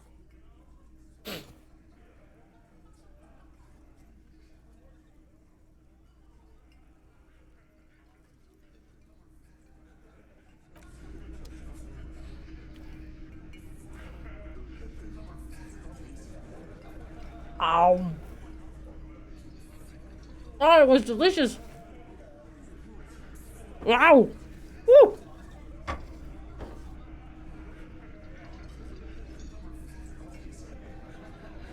I think there was turkey and salad and stuff in this. That was really good. I'm gonna quickly be right back. I've got to use the bathroom. But yeah, be right back. This too is yaoi.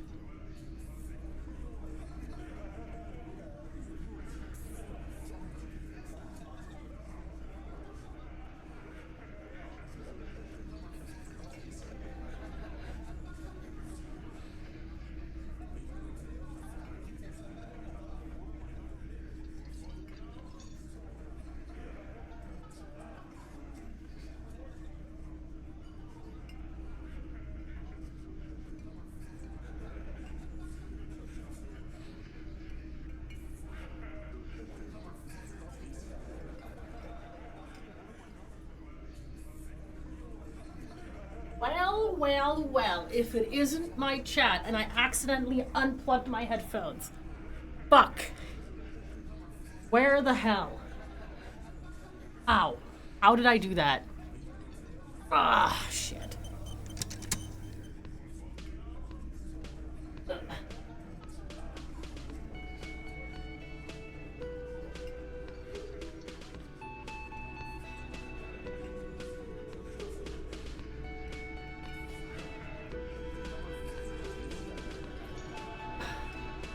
Hello. Body's still there. It's day 2. I fucked up getting it down numerous times. I still don't know how to get there.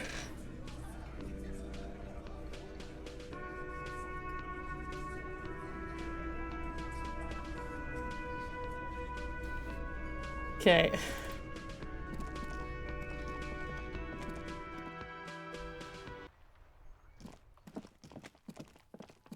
Wait, who the fuck is that? Wait, who's that? How do you get up there? Oh wait, is that the woman? Hold on.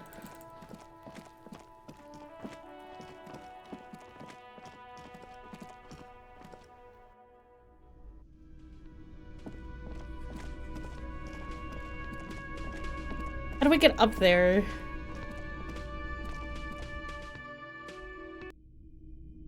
How do we get up? The door is closed. Still no. Seriously, how do we get up?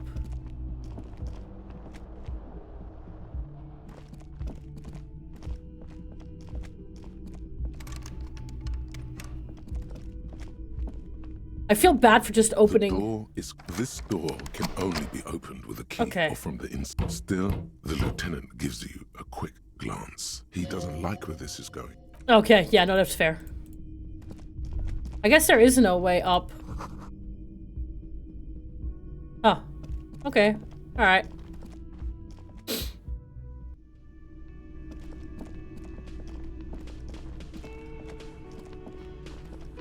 Why does this guy look like Sans Undertale?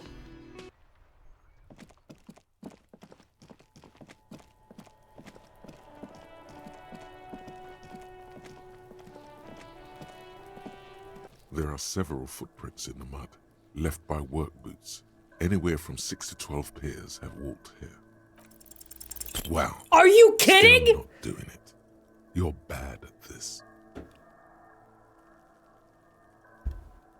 Maybe you keep failing because you suck. Yeah, no, that's true. I do suck real bad. The man before you is naked. I don't know. Kuno has a... Fuck does Kuno care? You found Kuno's secret door to Kuno's secret shack. It was closed for 5,000 years. How the fuck did you get in? Shit. Get the fuck out of here. You can't do that. You can't do that, Kuno. He's trying to fuck at you again. These kids are so weird. Kids can't displace. Can't do that teleport shit. How did you like it in there, pig old boy? Kuno's got a lot of cool shit there, right?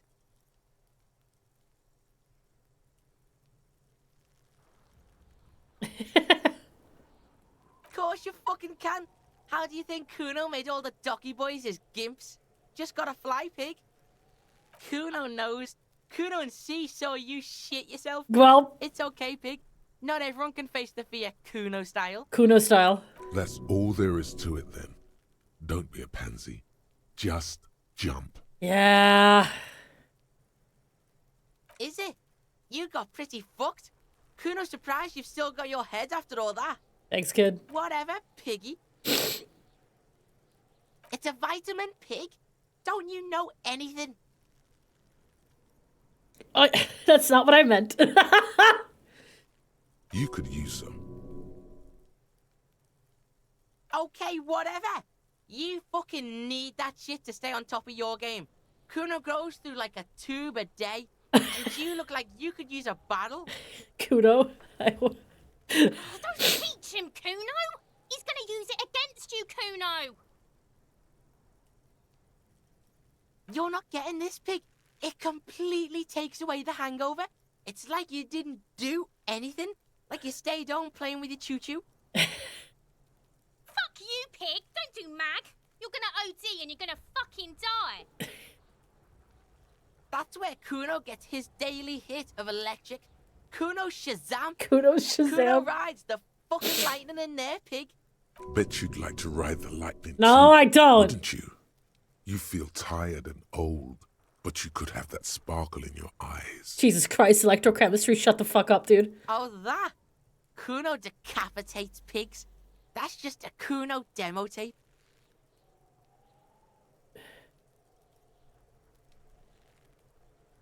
What? Oh no!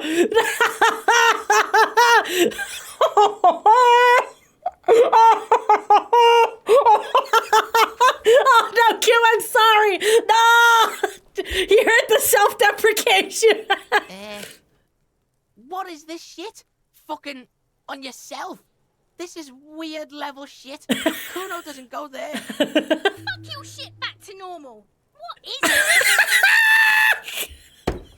They're like, we can insult you, but you can't insult yourself. That's weird. Good call, Pigmeister. Don't come and talk to Kuno about his kingdom. So?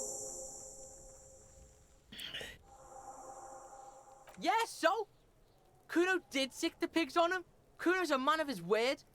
Kuno sent your fat ass running around like Jello. Thanks, Kuno S. Look, pig. Kuno sent you to rough some people up. Kuno played you. That happened. Now you and Kuno should move on. Good idea. Yeah, that's what Kuno said. Don't be saying what Kuno said back to Kuno. Get the fuck out of here, Patterson Kuno. After this shit, you better have something real interesting to say if you want to stay in Kuno's face. Yeah, real interesting.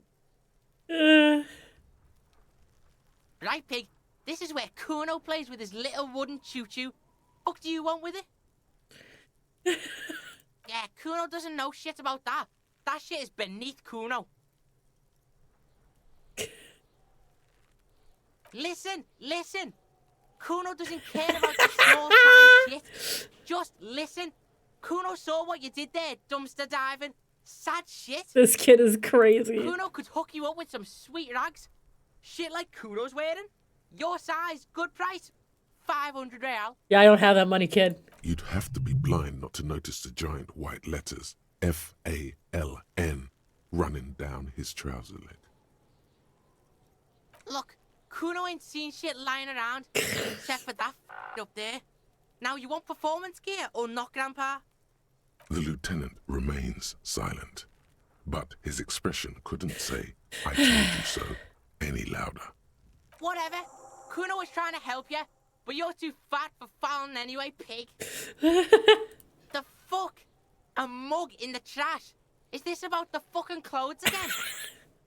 Does this racist mug have anything to do with it?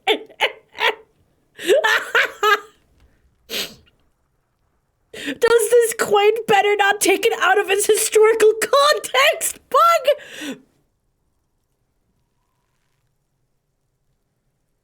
This adequate depiction?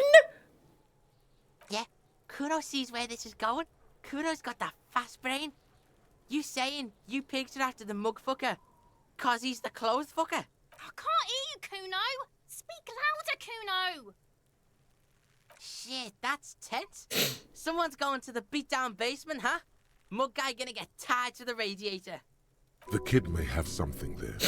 He's already come up with an interrogation technique too. Kuno doesn't know who put that shit in there. And if he did, he wouldn't squeal. But if you find out, maybe you can... Stop turning into a pig, Kuno. They're trying to get you hooked on the snitching. Get away from my Kuno. Hey, come on, you can't say that word. Yeah, get your bacon shit away. Kuno doesn't like to be seen with the popo. Get your shit done and out of Kuno's face. Look at that fucking shit. You're trying to get Kuno killed. Fuck does Kuno know? Kuno's not a fucking acrobat. The lieutenant takes a quick note in his notebook. It's a trap, Kuno. Don't climb it, Kuno. Dunno. Kiptas gardener used to work there. Yeah, that's what Kuno said. She couldn't handle the heat, so she took off. Yeah. Shit, nothing Yeah. to Kuno. Imagine Kim writing down Kuno, not an acrobat. Look it up in the library. Kuno's not a fucking dictionary. Fucking small brain. Kuno means the gardener, alright? Coming in with your Mountain Dew. Okay. Oh. What fell? Oh god. Hey, nail clippers. No. The fuck does this have to do with the Kuno?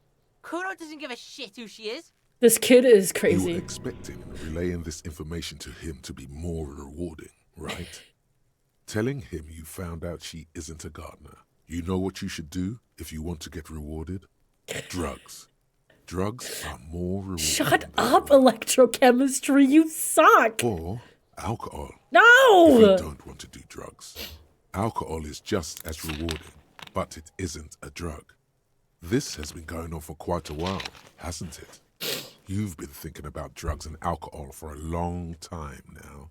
Electrochemistry, you need to shut the fuck up, dude. Tasty alcohol. Seems kind of boring now, going back to... What was this about? Some yard? Yards aren't interesting. Only drugs are interesting. I hate this Drugs guy. and alcohol. You feel sad now, but what can you do? Life has to go on. With a heavy sigh, you say... Yeah, whatever. Kuno doesn't give a shit. I want to figure out. Come on! He's on Fuck. your crime scene, bossing you around. And he's been here for some time too. This is where he hangs out. You have to get more out of him. He could be useful. None of this works.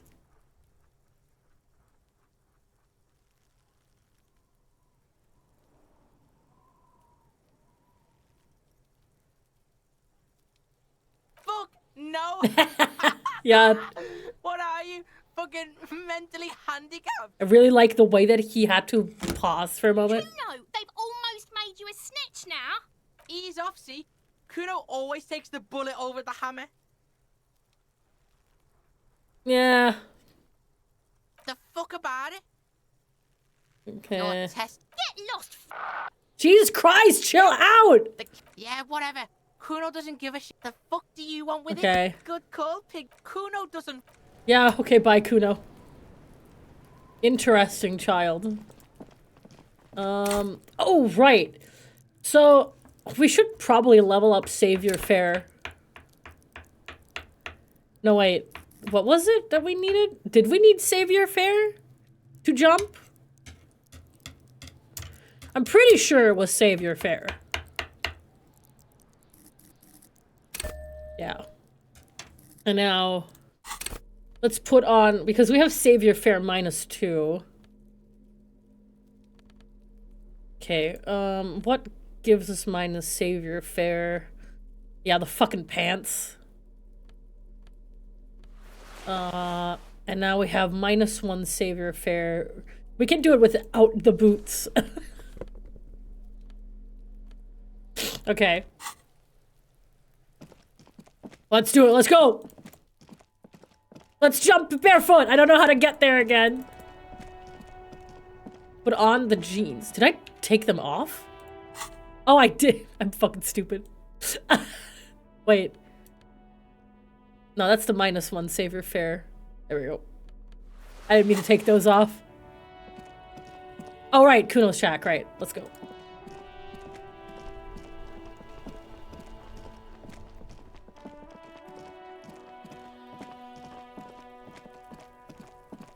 Let's go.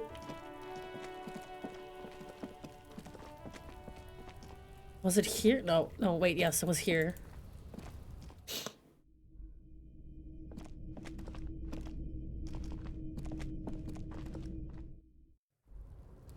I mean, it is kind of like in character to have him run around with no pants.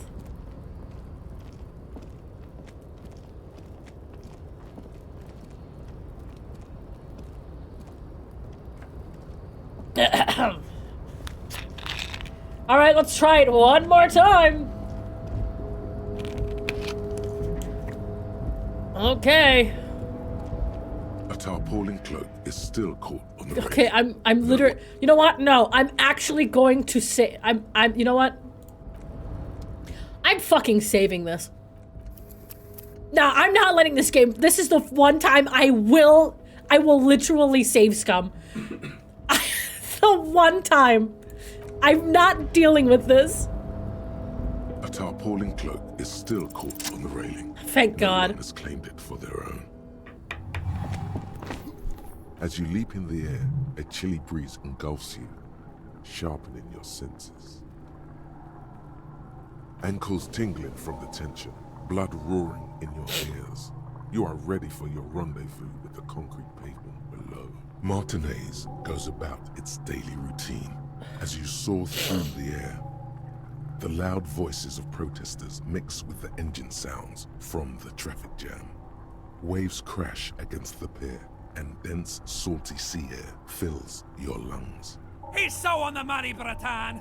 Just imagine yourself dual-wielding a bottle and a flaming cigarette whilst airborne! Jesus As Christ. the concrete floor welcomes you, you realize it's been a while since you felt so alive. Alert, capable. Must be the adrenaline. I knew you could do it. My climbing down might not have been as disco as your jump, but at least we can explore the harbor now. Thanks, Kim. With your feet firmly planted on the concrete, the noise of the harbor rushes back in. Oh, Kim, I love you so much. Sorry for making you go through everything that I did. Yo, Antonio, thank you so much for the sub. I appreciate it. Kim is not immune to the hype. No, he isn't. Okay, let's put those shoes back on. It gives us +1 composure. We have -2 authority, I forgot.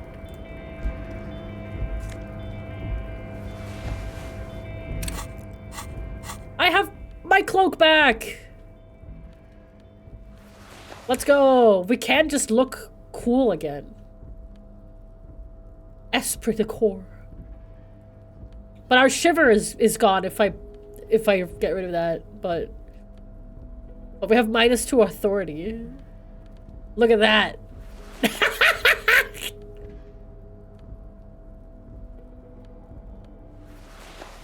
we look so stupid. And we look so dumb. Jesus Christ.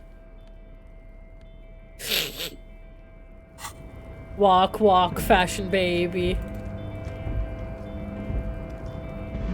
Oh.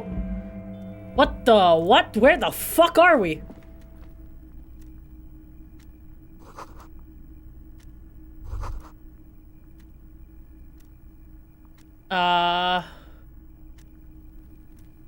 What the?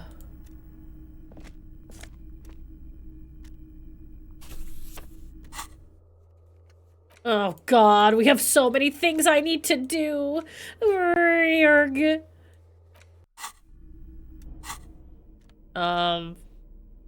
Okay.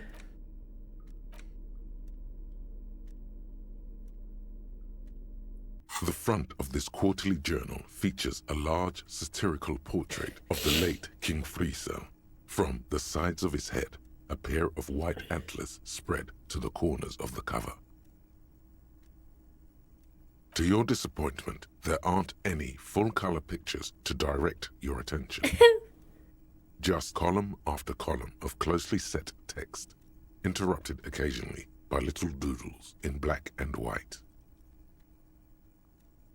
No advertisements, you notice. So who's funding this radical commentary? Yo, thank you so much for the raid, Froshen. I appreciate it. Froshen? I am so sorry if I said your name wrong. After rifling the pages with your thumb several times, you return to the table of contents. The magazine is divided into several sections.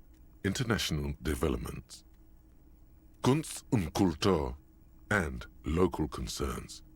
Just inside the cover, there's also an editor's note. Oh shit, Kunst und Kultur. That's German.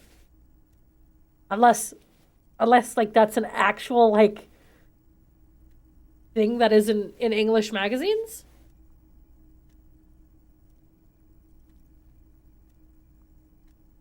What's Kunst? It's art. Kunst is the German word for art.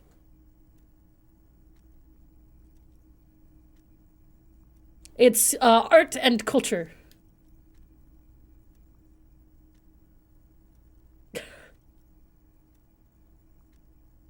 Comrade, as you know, this journal takes its name from Mazov's immortal expression, Du cristal à la fumée. This was his way of describing the way the rigid, crystalline structures of capitalist ideology turn to smoke under communism. But, like the structures of capitalist ideology, we too are at risk of going à la fumée, unlike many publications which are content to spoon-feed their readers reassuring drivel. La Fumée is committed to telling the radical truth, even when that truth may drive away potential subscribers. Perhaps they've overestimated the market demand for this kind of commentary. So please, if you value our radical Mazovian perspective on contemporary politics, culture, and international affairs, please consider subscribing today. Yours in struggle, the editors. Kim, I think this is a communist magazine. But like whispering, there's nobody else here. What do you expect? It was laying around the office of the Debarders Union. They're probably bankrolling the thing. You flip back to the front of the magazine.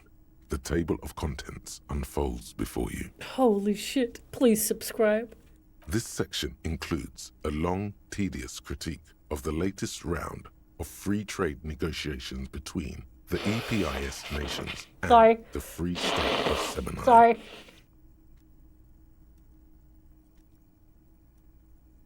You also skip over an article about heavy fuel oil smuggling along the Mesk-Messina border, something about bear wrestling in Samara, book riots in Yugograd. Face it, you really aren't interested in foreign affairs. You're not even sure where most of these countries are. Yeah.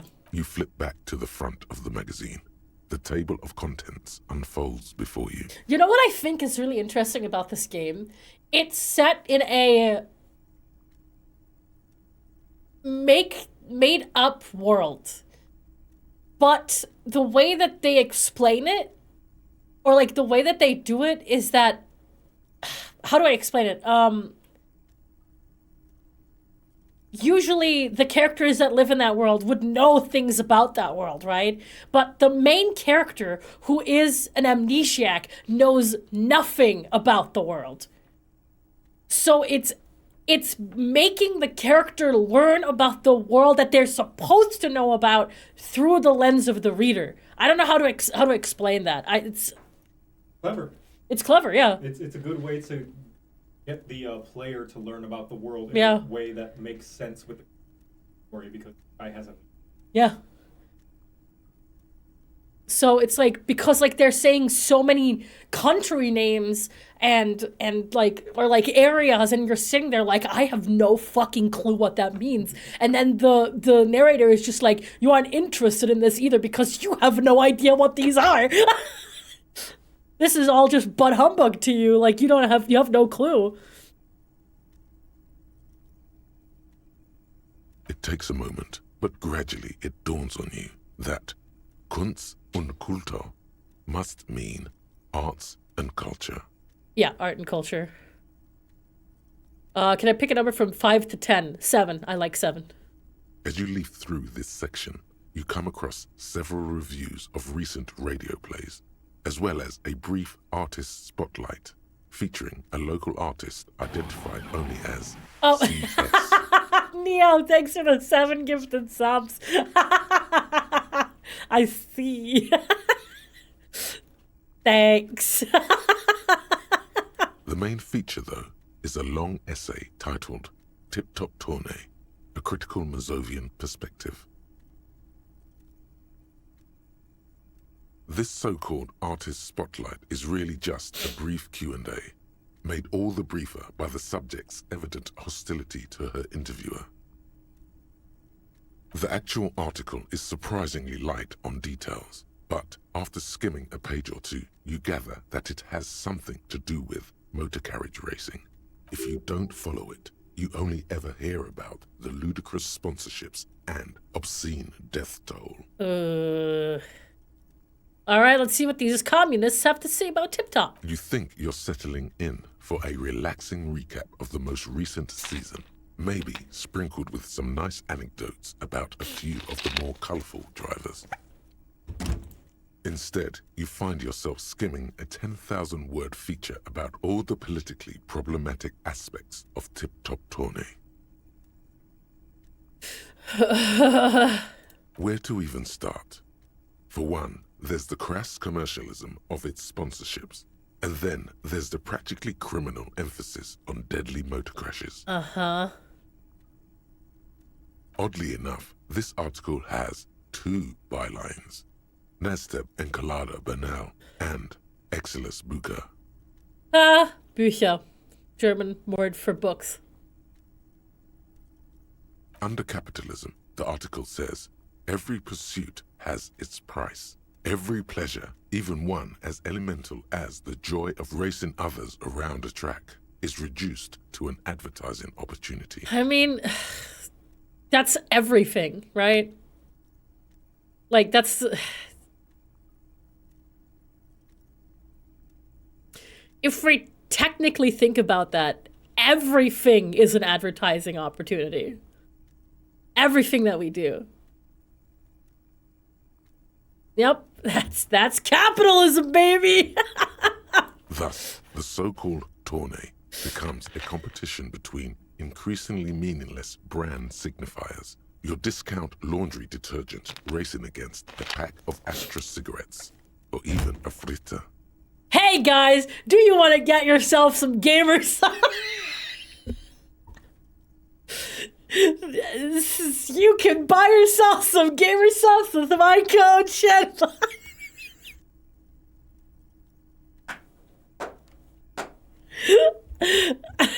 And that precisely is what's problematic about it. Were it not for the promise of random, spectacular violence, audiences would quickly lose interest. Bless. Bless. You're getting sick, I knew it. At the end of the day, it's the destruction of these 750,000 real races that you're really watching for. Yeah, that's true. Wow, you're right. I really am just in it for the violence. Sure, you think that, but subconsciously, it's the visions of brand names being engulfed in flames that you crave. How many racists have I met yet? Quite a few. That's because you haven't been reading critically. But don't worry. The whole point of these sorts of articles is to let someone else read critically for you. Hey, Kim. It's like, it's so funny the way that we treat Kim. It's like, hey, Kim, I threw up. Oh, come on. Can this article read your mind? A certain kind of young man reads 1 or 2 books and suddenly thinks he understands the secret structures of reality. If I had to wager, I'd say they've never even seen the inside of a motor, much less a motor race. I take whatever they write with a large grain of salt. Yeah. You flip back to the front of the magazine. The table of contents unfolds before you. Hey, wait a second. Why is Voxer still active? You're not supposed to be working. How the fuck did you do that? He's not active right now. How did you do that? I turned him off. What the hell, Voxer? God damn it.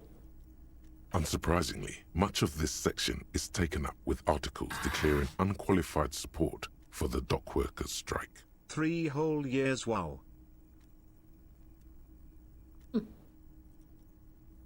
Voxer's real.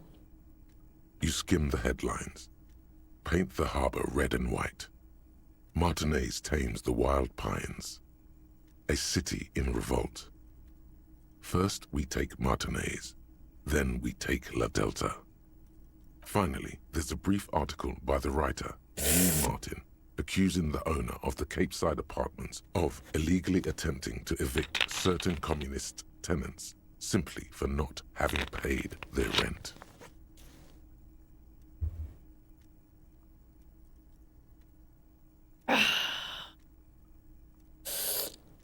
Yeah, I do agree with the third one.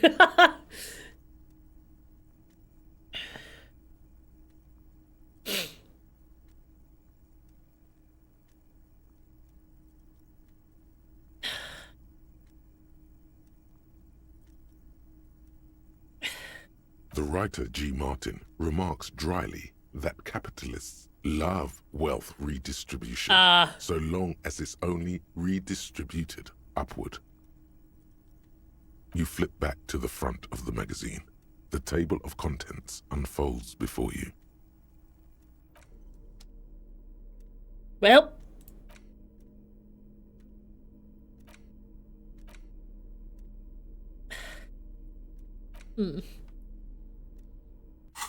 Yeah. An imposing combination of a punch clock and a payphone is looking down at you from the wall. A note on the side says, "Tokens unavailable due to strike. Use change." Okay, I guess I'm wasting 10 cents. The machine swallows your coin and seems to be waiting for your next move. Okay, let's call a random number. Your fingers run over the dial pad. 005. That's the dialing code for Revachol. 4952, and a moment of hesitation before entering the final numbers. 993. Calling. Calling. Still calling. Then.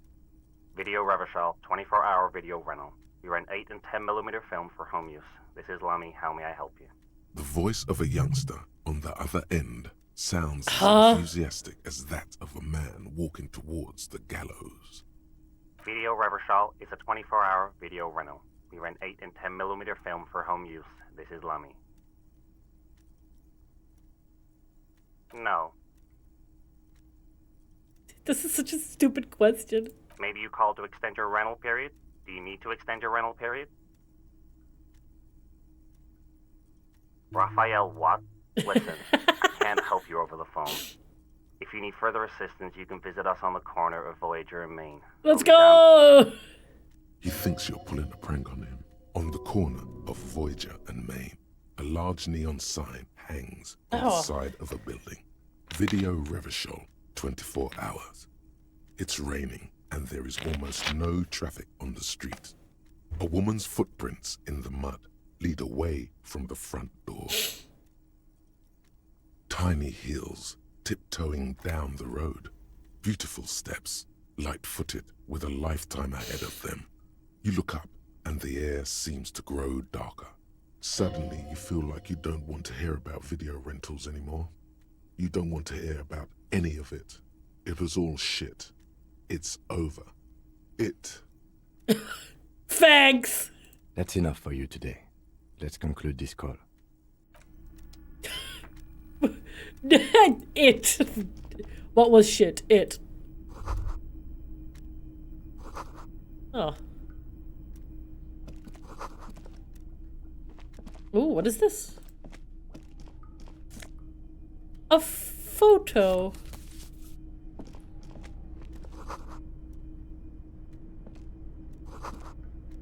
Every record member of the board is written. Okay. Oh, thank you. Yo! Cool fucking shades! Oh, wait. On second glance, someone has forgotten to properly close one of the drawers. It's unfortunate for the Union to just leave their paperwork lying around like this. Let's see what's inside, he thinks. The drawer opens smoothly. Inside is a well-organized selection of brown folders. Hundreds of documents containing logistical data. Two kinds of transactions stand out. Materials coming into Revachol from the outside world, from Muindi, Grad, and even Ilmara. And the same materials being handed over to companies inside Revachol, Kuron, Coal, La Delta, and Jamrock are listed among the many districts where the imports are being sold. It's hard to make sense of this thicket of company names, dates, quantities, and percentages. You try to focus, but the lines are getting blurry. Okay. Whatever's hidden here is hidden well. Concentration isn't enough. Only a trained accountant with a background in logistics would be able to really make sense of it. However, there is a little handwritten note stuck on the side of the drawer. It appears to be a to-do list written in large, uneven capital letters.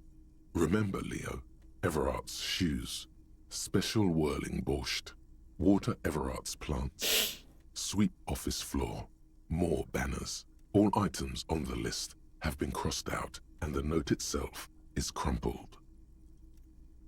Evrart Clare, probably. The head of the Debarders Union. One of his aides must have left it. Nothing incriminating here. What is so special about this borscht? Code for drugs? Booze? Blood?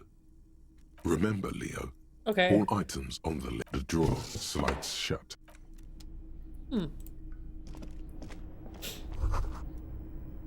Oh. Okay. Can't do anything here.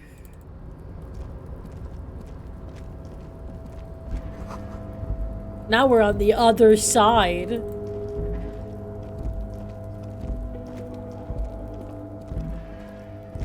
Okay.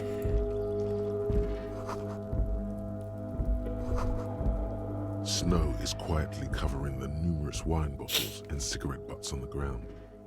Someone partied really, really hard here. Wait, how hard? Well, they went through 6 bottles of potent Pilsner, 3 bottles of Commodore Red, and almost 4 packs of cigarettes. It must have been pretty hard.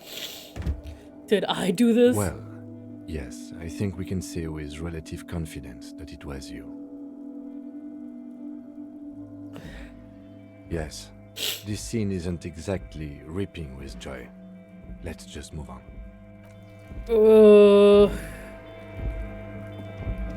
This is the night watchman's booth. The name on the door reads, René Arnaud. If you must. But please hurry. We are pretty easy to spot up here. Nothing incriminating catches your eye. The cabinets are clean and their sparse contents meticulously organized. There's a framed photograph on the table. Looks like the inhabitant is rather pedantic when it comes to order.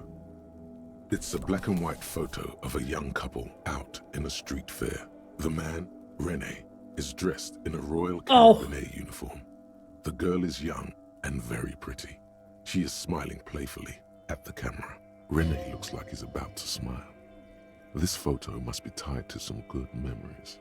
Why did you take that picture of René?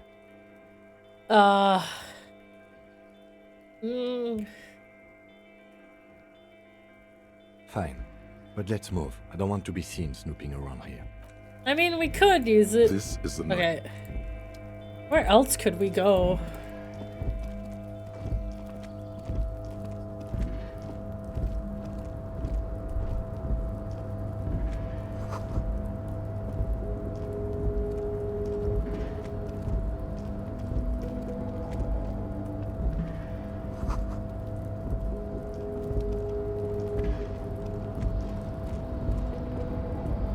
Oh, jeez. Oh, jeez. A rusting control panel with several knobs. 2 buttons marked Marche and Arrête are faded with use. It seems to control the large crane above. A container is attached to its hook block. Marche. On. Arrête. Off. Nope. Not touching that. Not yet, at least.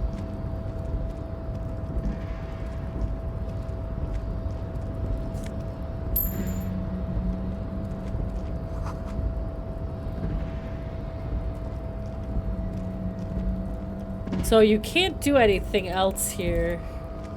Except go over here? You know what? Let's touch it. Let's see what happens. You know? Yeah, let's do it. Let's touch it.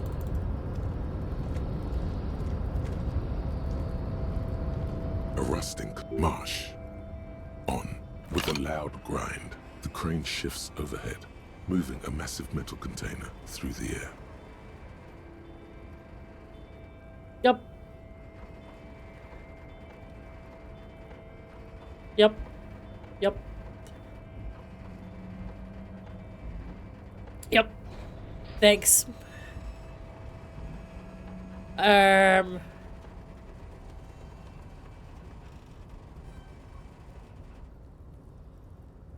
with a surprisingly quiet thunk, the crane places the container down. This crane was built with a purpose, which has now been fulfilled. To move this container. Thank you, Inland Empire. Who can say?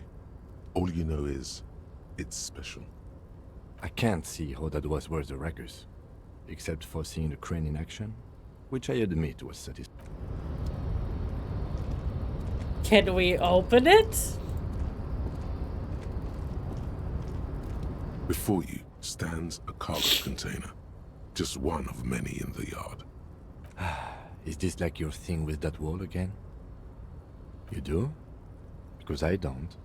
There are a million containers here. Why are you fixating on this one?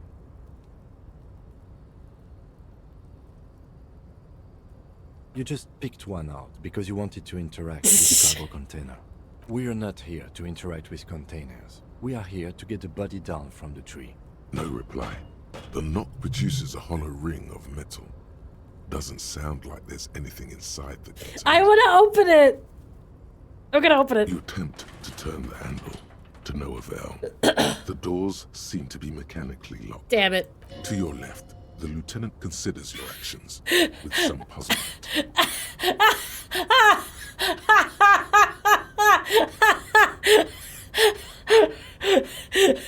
Persuade the door to open.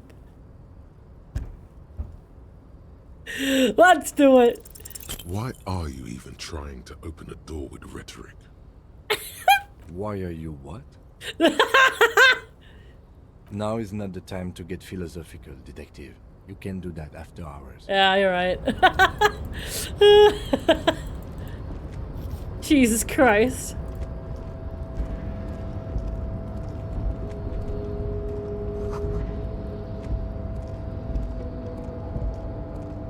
Huh.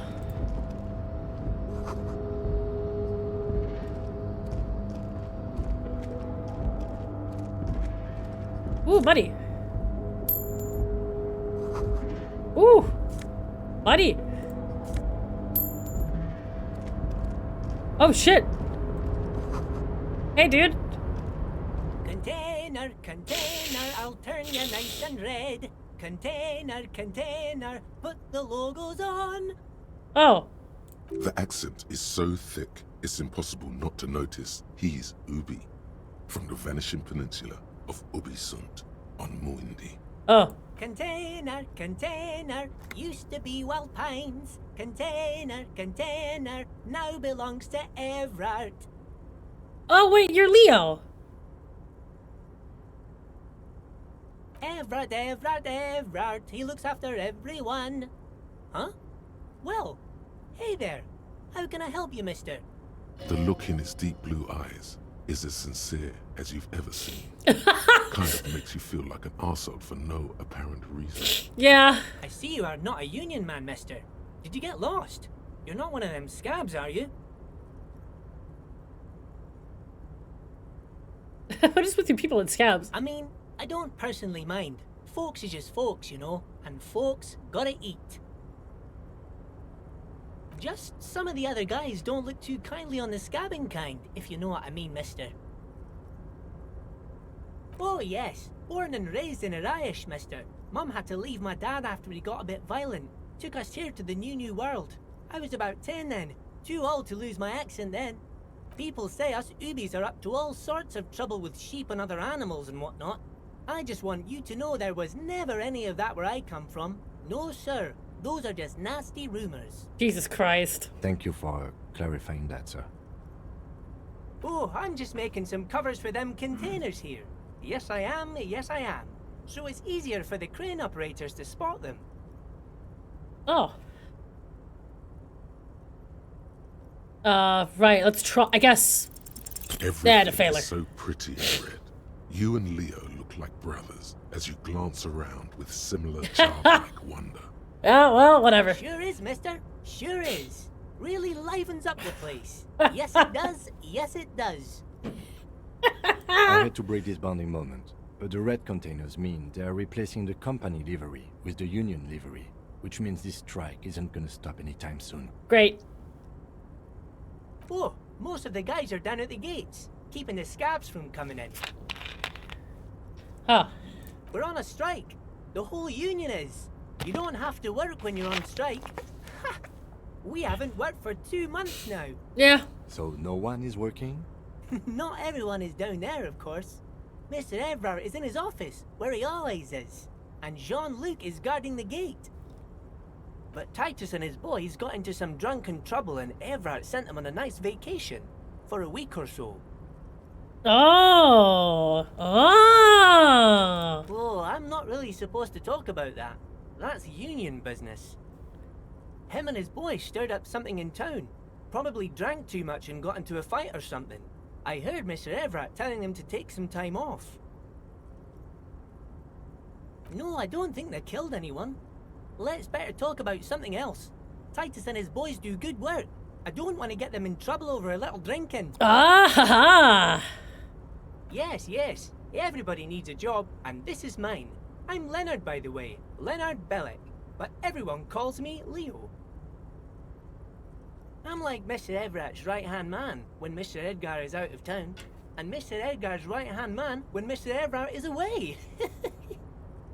Oh. Actually, Miss Beaufort is the right-hand man, but she's a lady.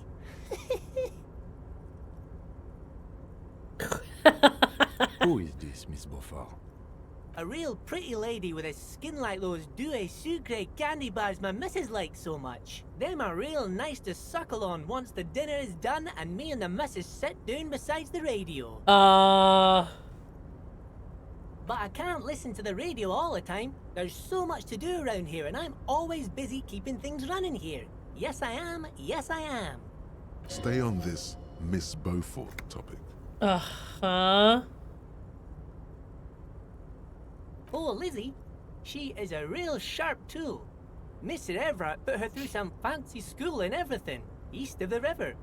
4 years she was gone, and when she came back, she was all fancy and lawyerly. But she's a real nice girl. Grew up in this here neighborhood, knows everybody and gets along with everyone.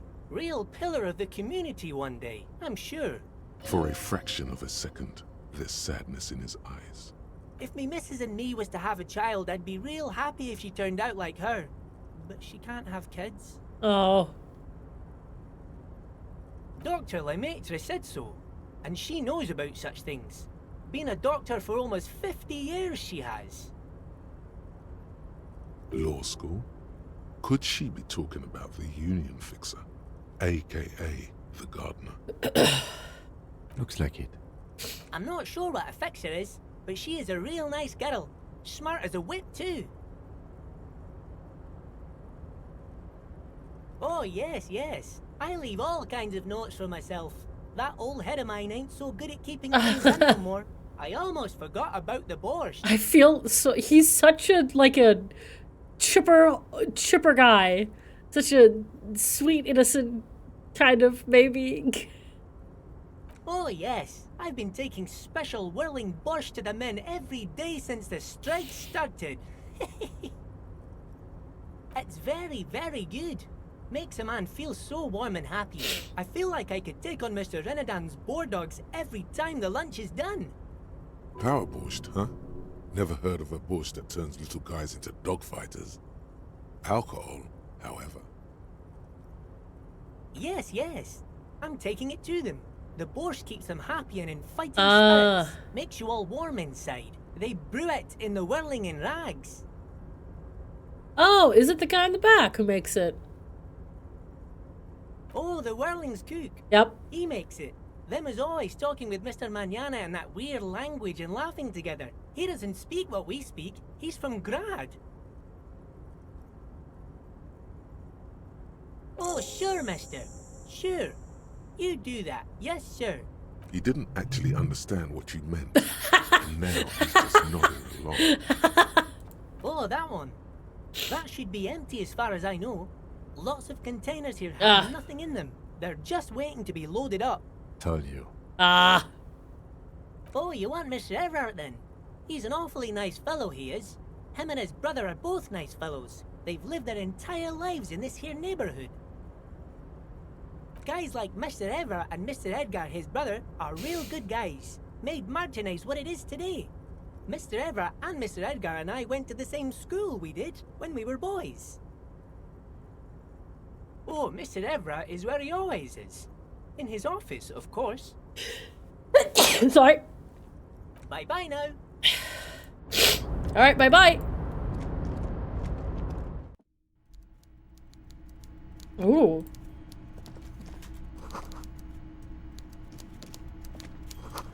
Oh, hello, sir.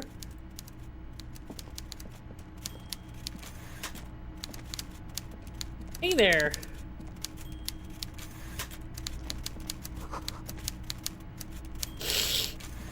Before you is a Oh. walrus of a man seated behind a large desk.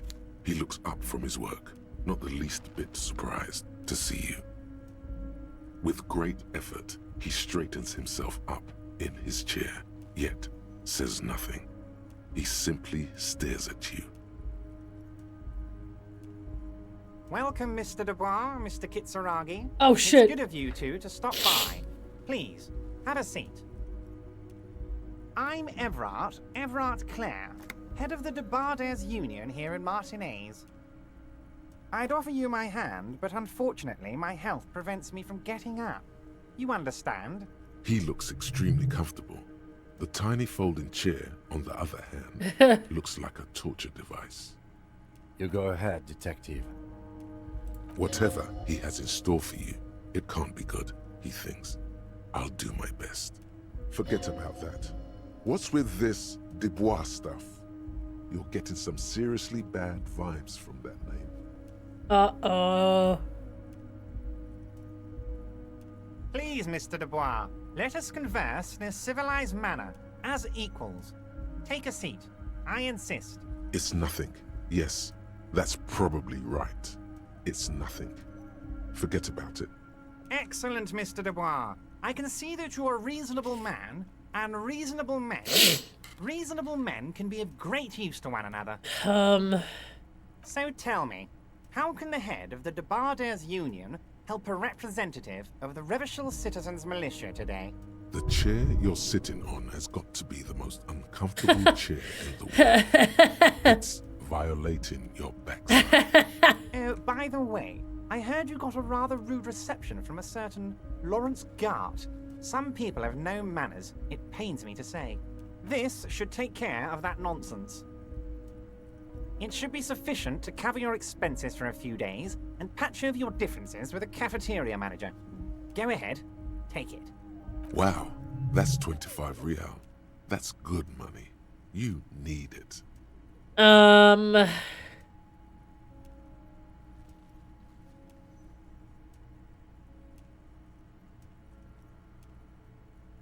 I feel like this isn't right. I feel like I will owe him something if I take this. I feel very uncomfortable right now.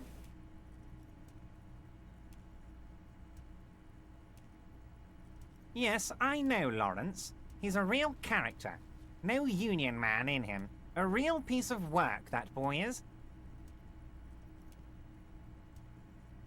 With a grin, he points to the checker game. It's like you're on a game show. At least don't thank him for it. Okay. I respect a man with principles. No handouts, then. Now, I'd like to set your mind at ease about one other matter. Your lost gun. Let me assure you, Union people are on it as we speak. I've got my best hounds looking for that lost gun.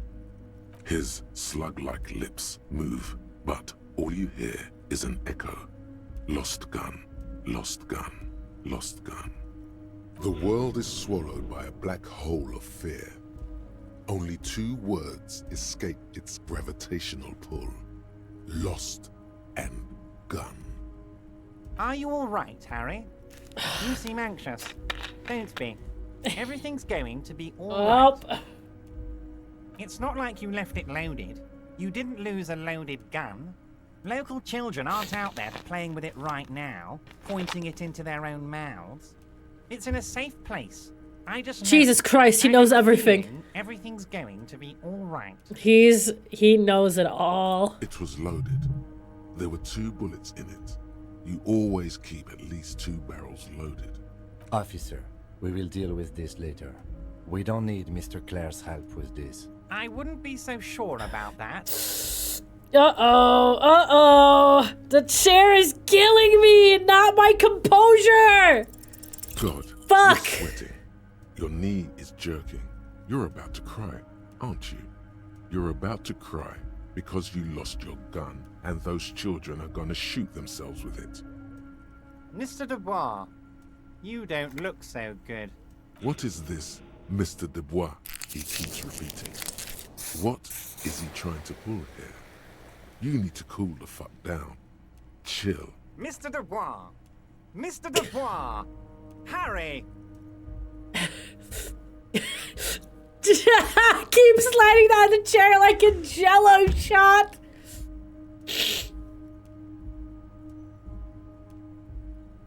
Mr. Dubois, are you okay? Can I get you a glass of water or something?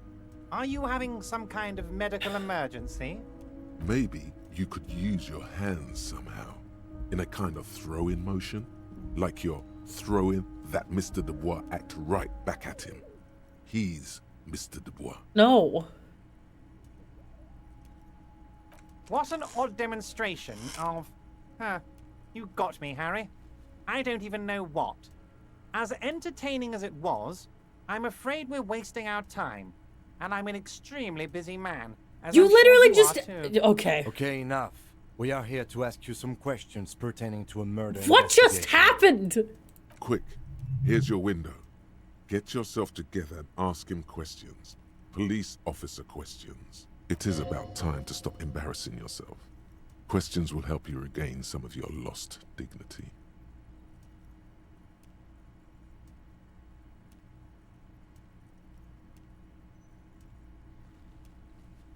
What? Harry, how could you say that to me? You know I appreciate a joke as much as any jolly fat guy, but I can't take slander. Are you actually investigating this?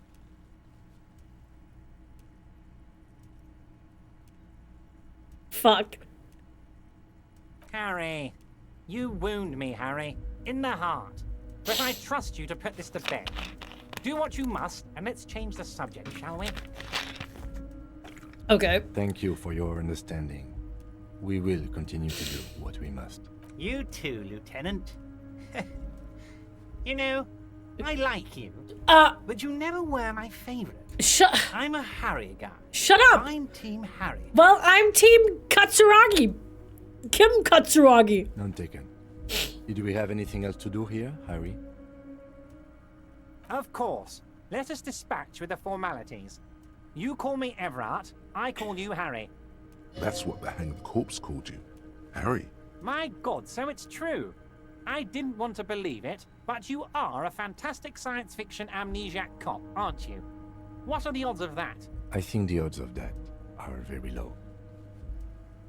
I assure you, there's nothing to be ashamed of, Harry. You're among friends, and the good news is... I have a big fat folder on you, Harry. I'm sure you have a lot of questions to ask. Maybe I can help you out. I'm sure you had some concerns you thought I might be able to address. And you were probably right. I can. It's just a brown folder. You can't make out what's written on it. Are you trying to tell me you've gotten hold of some of our documents? Mr. Kitsuragi, would you mind? Me and Harry are talking about his lost identity right now. Don't just jump to the folder.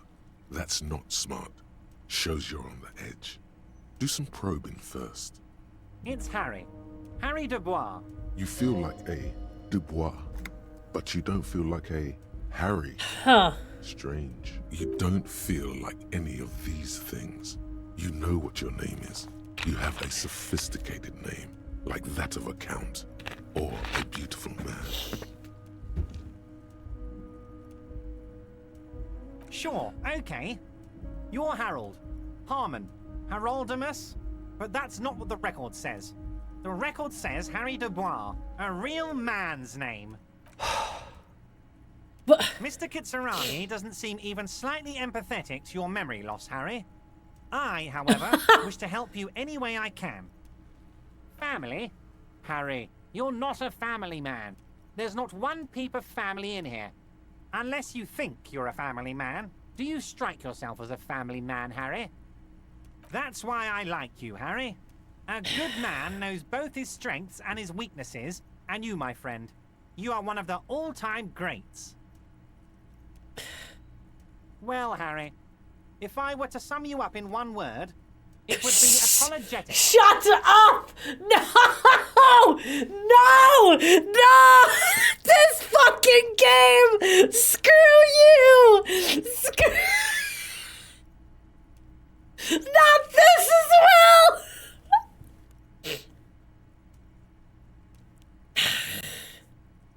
Yeah, I am the sorry cop. Yes. You seem to be. A lot of the time. But right now, there's no reason to be. Let loose a little. Shut up, I hate this game. Ah, this? My friends in your organization gave it to me, Harry. I find that very suspicious. May I have a look? I'm afraid this is meant for Union eyes only, Mr. Kitsuragi. I'm sure you understand. Please continue, Harry. Ooh. Can I save? Oh, shit, I can't. You know what? Okay, I'm gonna... Please, please, please, please, please, please. As you look at the folder, Evrart covers it with his hand and pets it. He's hiding it from you because it's not a real RCM folder. It's just another one of those brown folders you saw in the file cabinet. Okay, Harry, you got me. This is from the Census Bureau, not the RCM. Those Census Bureau people are absolutely corrupt. You should do something about them. He got the name from the Census Bureau, and everything else from your actions here in Martinaise. Yep, okay. Yes, yes, Mr. Kitsuragi from the Census Bureau. Like I said, now I'm actually a very busy man, so is there anything else I can do for you, Harry? That means he doesn't really. Ha ha ha! A pity. The mystery of you will have to remain a mystery for the time being. Yes, that's what I said. Try to keep up, okay? Let's move on. You might have noticed there's one hanging on a tree behind the hostel cafeteria. Oh my. Don't take this question personally, but why would I get involved in this matter? Mr. Clare, the man was hanged with a cargo belt. A steel-reinforced cargo belt. It's safe to assume the Union had something to do with the murder. Besides, getting the body down would benefit all of us. It's a stain on the neighborhood. I can certainly see how having him up there might start affecting some real estate values. But of course, all joking aside, I am going to help you. Jean-Luc, my boy, I'm sending 2 police officers down. They have a dead body in a tree problem they need help with. Oh. Namely, they need it to be taken down. And Jean, please take it easy with the race science. That's a yes to getting the body down, no to the race science. You can find Jean-Luc down at the gates. He's the big, impressive one. You know, tattoos, muscles, ethnic looking. Can't miss him. Great guy. Great guy? Okay.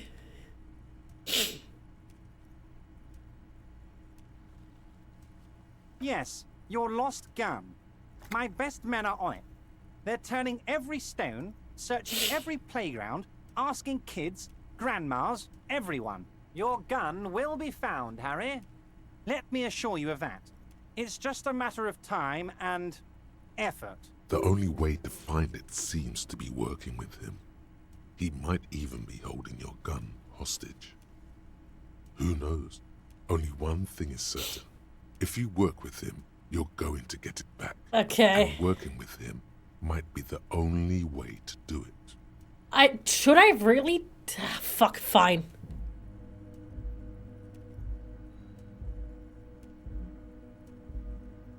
If I tell him about the Roy's pawn shop thing, he's just gonna have an edge on me.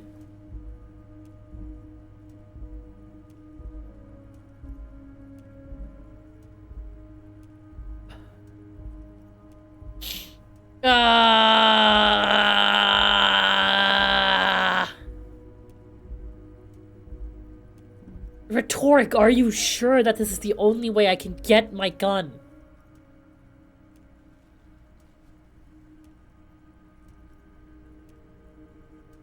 I'm thinking,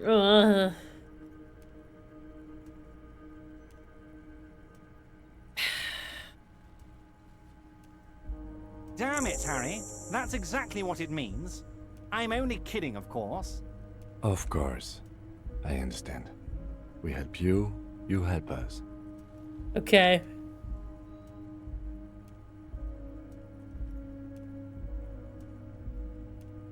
My dear Harry, there are literally millions of containers in this harbor. I couldn't possibly remember what's in all of them. Harry, you smooth-talking son of a bitch. Time is a precious resource, and I don't have enough of it to count containers with you. Smooth talking. Maybe that's the way to go about opening the container. Rhetoric! You should at least try to. Harry, honestly, I'm just relieved you didn't get a hernia. A man your age...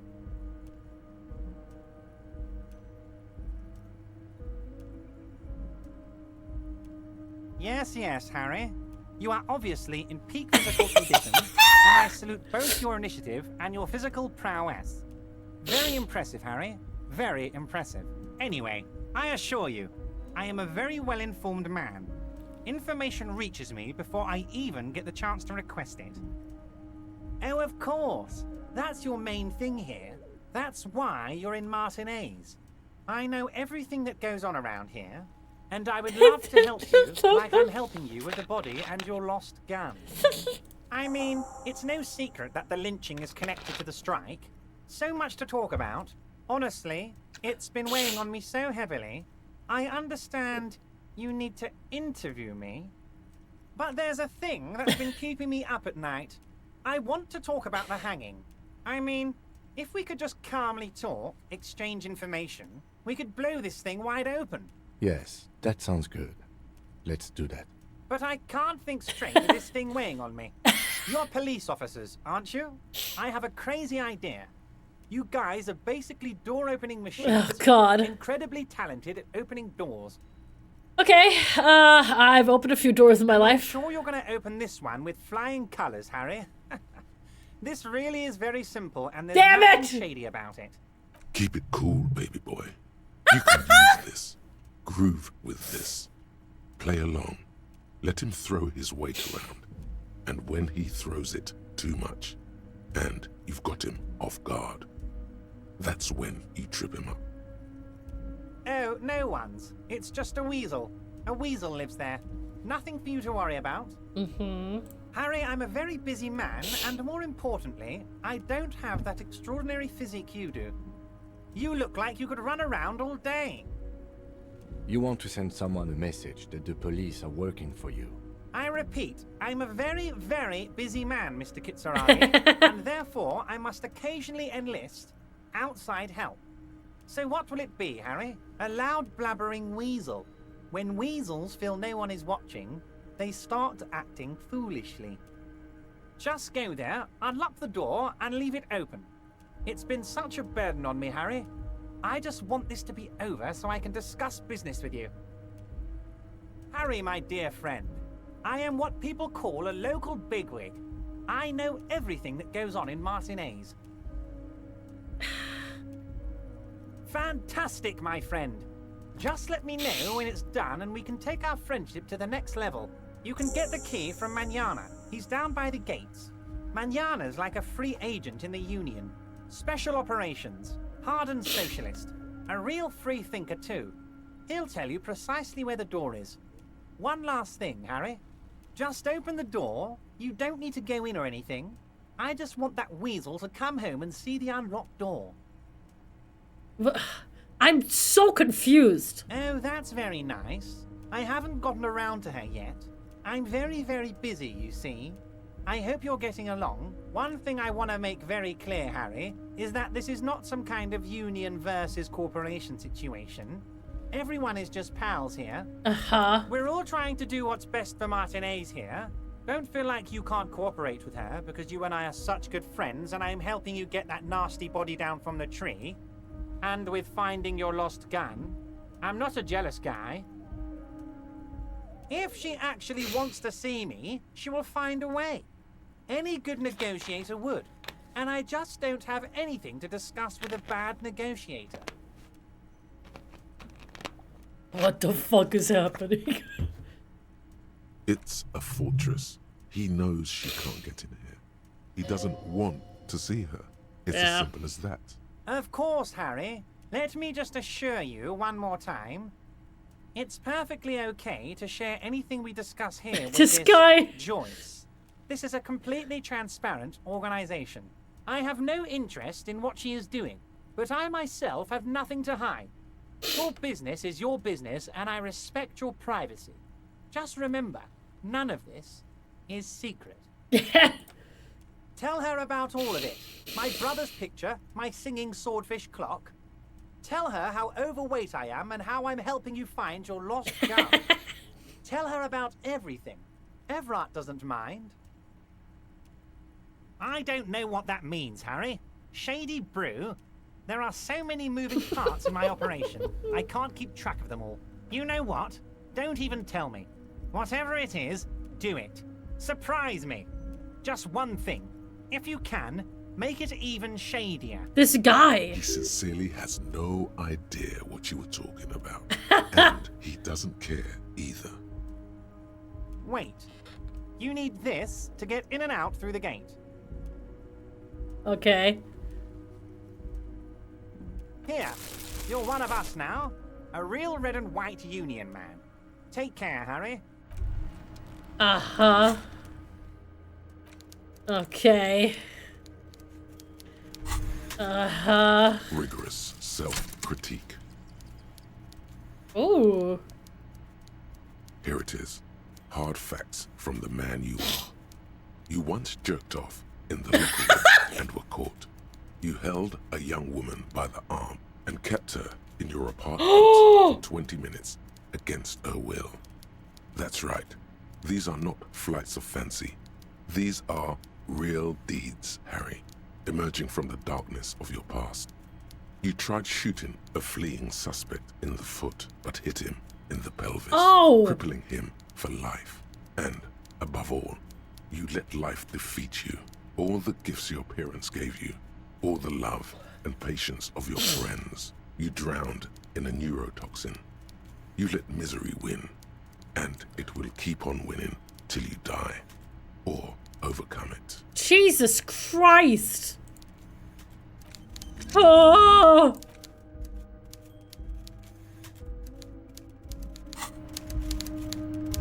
Well, that was terrifying. And horrifying.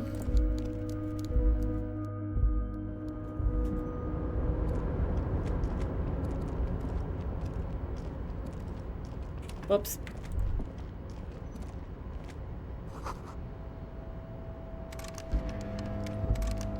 No! That's locked.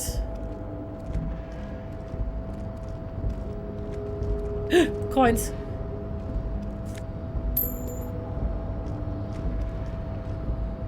Oh, wait, hold on. You're right. I do have tools. Well, I don't know which one. Oh, there you go.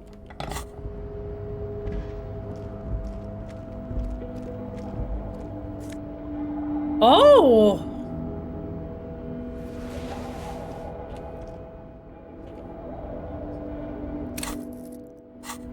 Do we have a level up? No, we don't. We don't. No, I fucking hate electrochemistry. We need to get rid of that guy. These are logic and but authority. Okay.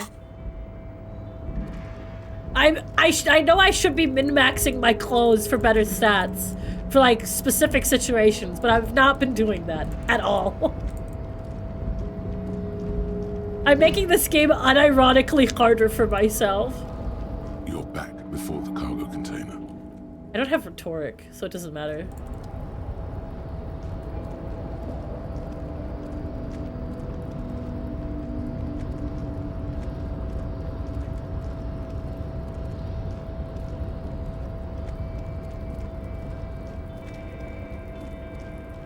Wait. How do I... Yo, thanks for the 420... Hey there, Shenpai. Just wanted to let you know that I think you're the best live streamer on the platform. That's right, the best. No other streamer on here compares to you. Keep on being great, Miss Shenpai. Jesus Christ.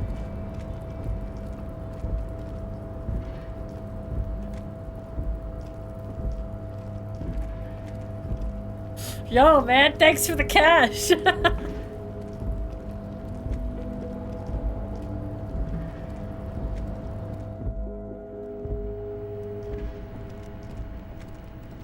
Yeah, we can go through here now. Let's save real quick. Yeah.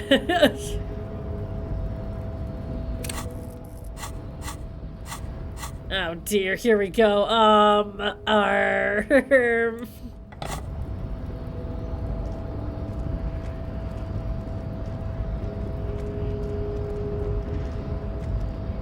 Last we saw, your race was being superseded by the Seminese. Wait, is this not the guy? I thought this was the guy. Is it not? No, it's the guy up front, isn't it? No, it is? Enough with this begging.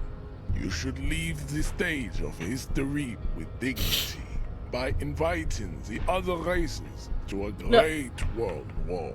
No. Bring your troops to the Seminine Islands and to Boogie Street, and we will pulverize you. When you are gone, we will build a museum for you. The walls will be lined with bottles of Al Ghul, your beloved beverage. Inside, we will store the odes to homosexuality you call art, and your microcephalic skulls. Wait, sorry, what? What?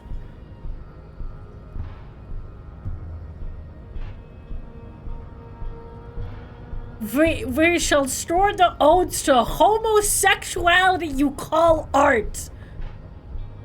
What? Don't be vulgar. White or not has got little to do with this. The race enigma is much deeper than that. There must be some friction there. He's keeping it well hidden, however. Mr. Clare is a man of vision and means. He has the will to confront international capital. Ranked racism! Something your race naivistic communists never did. He's like challenger mode racist. Also, to serve is noble. It takes discipline. Your petulant individualism has only contributed to your race failure. It is lax and moronic. My jam is a mysterious fourth thing. Jam. Individualism. You have gotten these ideas from degenerate youth culture, have you not? You have picked them up from rock and roll songs? I've gotten it from disco, actually. Offshoots of the Seminese people invented disco while having sex under the influence of cocaine. It is a shame upon my race. But what is done is done. I am not surprised you enjoy it so much. This has happened to many of the side products of the inevitable cultural victory of the Seminese race. I can see that. The Seminese are the South Island race. Haplogroup A4A. The rightful masters of the Inselindian archipelago. We descend from the Areopagites of ancient Pericarnassus. Wait, didn't he say archipelago? 4,000 years ago. Damn it, even he knows how to say it better than I Wait, no, he said archipelago, right? He literally also said archipelago. No, can you... Is there any way to replay audio? Let me listen to it again. Let me listen to it.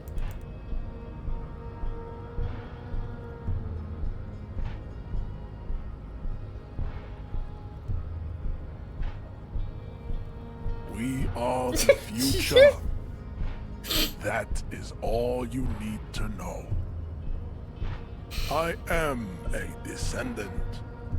The narrow streets of Elysium are But he's racist though! No, I don't want to associate with a racist. I see young Simone's women walk into the grey mass on Ile de Fantôme, waiting on immaculate conception from the pale. No, I have heard about it on the radio.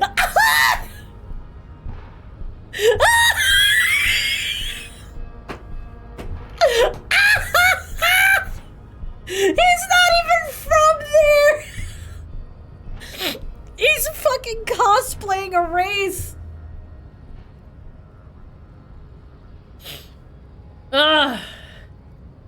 It's the same as like a white person going like, hey, I'm black now. You know, I kind of feel black right now, you know? You look really confused about that statement. Things to not be out of context. So this guy is like a hyper racist, and he's like talking about a thing called what is it? What was it called, chat? He's a ranked competitive racist. Ranked competitive racist. I see. What was it called? Race enigma. What? And he's like talking about his race is like race theory. He's like so much better and he's going to conquer the world. And we just found out that the race that he's like trying to push up, he's not even from there. Oh. He just heard about it on the radio.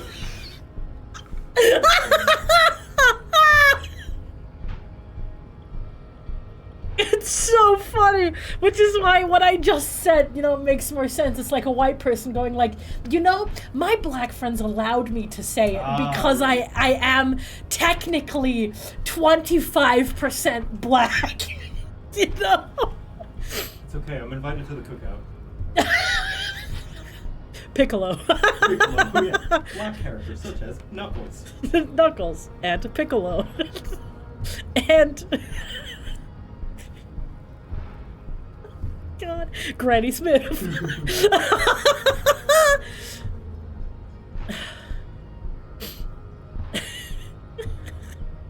Wait, is that Joe Cat? Hello, it is me, Joe Cat. Hello, Joe Cat. Shen is in my house. Yeah, I have infiltrated. Yes. I just appeared. Yeah, you know, when streamers threaten, it's like, I know where you live, I will come infiltrate your house. They actually do it. I'm not joking. Yeah, it's the Joe Cat. It's a promise. What the fuck, Joe Cat jump scare? He's been sitting here for the past 3 hours! Seems like someone just joined the stream. He's been sitting right next to me for the past 3 hours. Listen to me talk bullshit. No, see, unlike most men, I know when to be quiet. He knows this place. I literally made you a sandwich earlier. You did! You did make me a sandwich! That was really nice! This is the future the liberals want. Right-wingers are scared of this future. Cool. Yes. What did you say? It's like... So, yeah, oh god, I'm dying. Our character said, so you did not come from the islands. And he responds with, no, I have heard about it on the radio. And I just chose the option. You two are fucking killing me, RN. You're an excellent comedic duo. I just responded with cool, and his response is yes. And Neo just said, you two are fucking killing me. You're the excellent comedic duo. Yeah, Joe is braless as well. It's crazy. Well, I don't want to assume.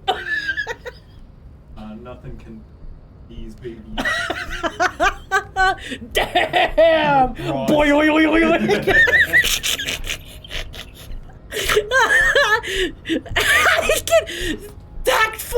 front of the women!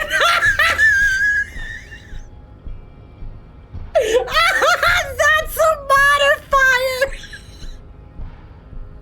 modifier! Being tactful in front of women gets you an extra bonus on your roll. That's really... yeah, I need to ask him about the mug. He does not so much as glance at the object. Stop showing me your pathetic cup. I have no interest in it. Oh man. Let's subscribe Being to tactful in front of women gets you an extra point in becoming racist. I don't want to Good to do know. this, but I really want to see what happens if you do it. I think this racist is better than the last. But the next racist will be the really good one. Thank you, Kim. How do you know there will be a next racist? I like the previous racist better. There always is. True. Race is reality.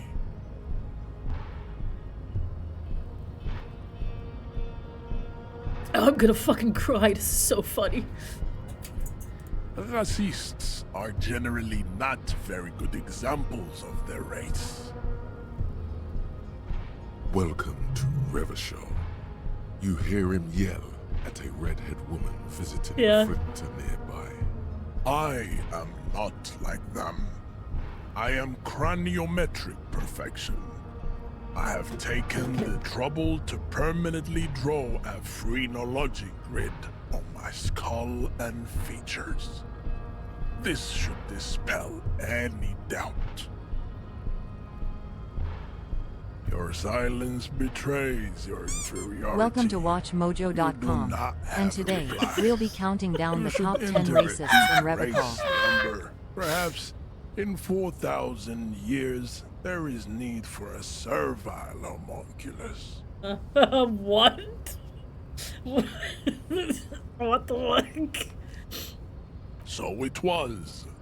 You surmounted the harbor wall in a display of athletic prowess to reach my superior.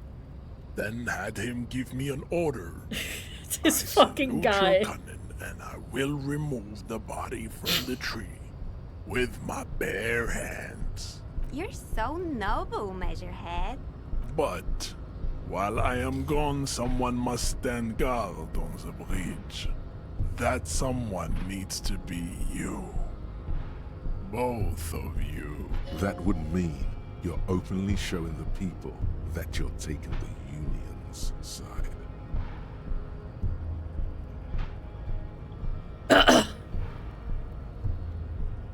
This is the uncomfortable result of not taking it on ourselves. I can live with a compromise. Listen to your little friend. He is wise in his childlike way. His mysterious race may yet prove fierce competition to my heroic haplogroup. Yes, that is precisely what it means, homunculus. Guess that's what we get for failing our roles. Not going to happen any other way. Babe, see that they stay here the whole time. We don't really have a choice, do we?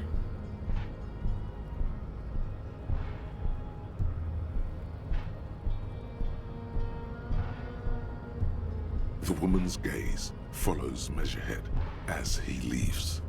So, you guys are like cops or something? Apparently so. Cool. I like men with guns and power. I'm Katya, by the way. You hear that? That sound. He's breaking something. Yeah, Jean-Luc must be really tearing it up Aw. over there. I wish I could see it. Look at you! RCM rent-a-cops! Guarding that bridge like Evrat's lapdogs! Is this where it's at now? The RCM is for sale! And who are you? What is your business here? Why are your clothes 4 sizes too small for you?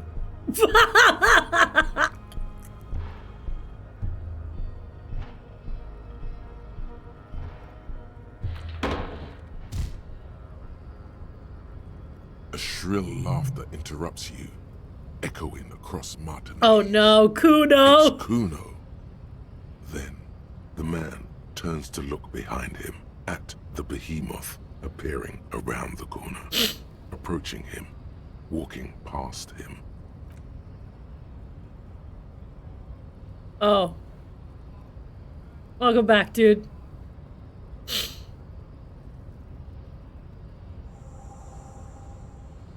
The corpse has been removed from the tree. Stand down and congratulate yourself. You have sided with Ray's victory today. Great. And what you had to do was to become a Union man for all to see. I don't want to subscribe to your advanced race theory. I'm out of here. Alright. Okay.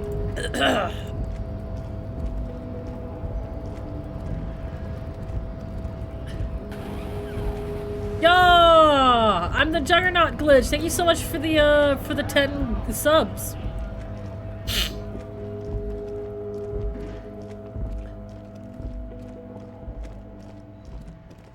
Would I subscribe to his newsletter? Not really. No. Oh, he just... Oh, dear. The corpse lies on the ground among the remains of an absolutely demolished pinewood branch. It's gently laid on one side. Well, it's down. Mr. Measurehead has done a good job. Nothing is too broken or compromised. The victim is ready for a field autopsy. Yes. 1. Investigation of the scene. 2. Initial examination of the victim. 3. Field autopsy. 4. Transportation of the body to the morgue. We are number 3. The fuck are they on about? Cop's gonna cut his shit up. No, you and I are detectives. The honorary rank of detective signifies our ability to handle the entire incident chain. From autopsy to cleanup to social work. Everything. Great. An honor and a burden attached to your rank once you've proven yourself able. Usually after 5 to 8 years of field work. Mine is Lieutenant Detective. You are. Your station would not have assigned you on this case if you weren't. Now... The lieutenant adjusts his glasses and takes a deep breath. Tell me something, dead man. Shoot, Looney Rooney. Oh, never mind. Come Fuck back you. later, Corpo. Amuse yourself with my frank manners and my memento mori features. If possible, also, see me in your dreams. Come on, officer. You know what a field autopsy is. You've done 100 of them. Actually, it appears I have forgotten what a field autopsy is. Fine. It's a 3-part form to be filled out on the scene by the detectives responsible. One takes note, the other dictates. The goal is to establish cause of death. A scalpel is not always required. I hope this is one of those cases. Latex gloves are, however. You have another pair of gloves? Unfortunately, no.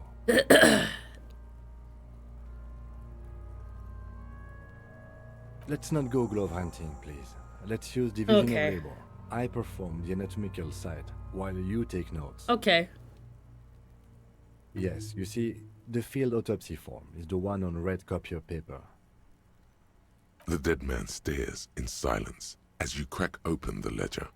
The bright red paper is covered in boxes and lists, describing the condition of his skin and organs in 3 parts. Above those, an 11-field info form needs filling out first. It begins with... That's you.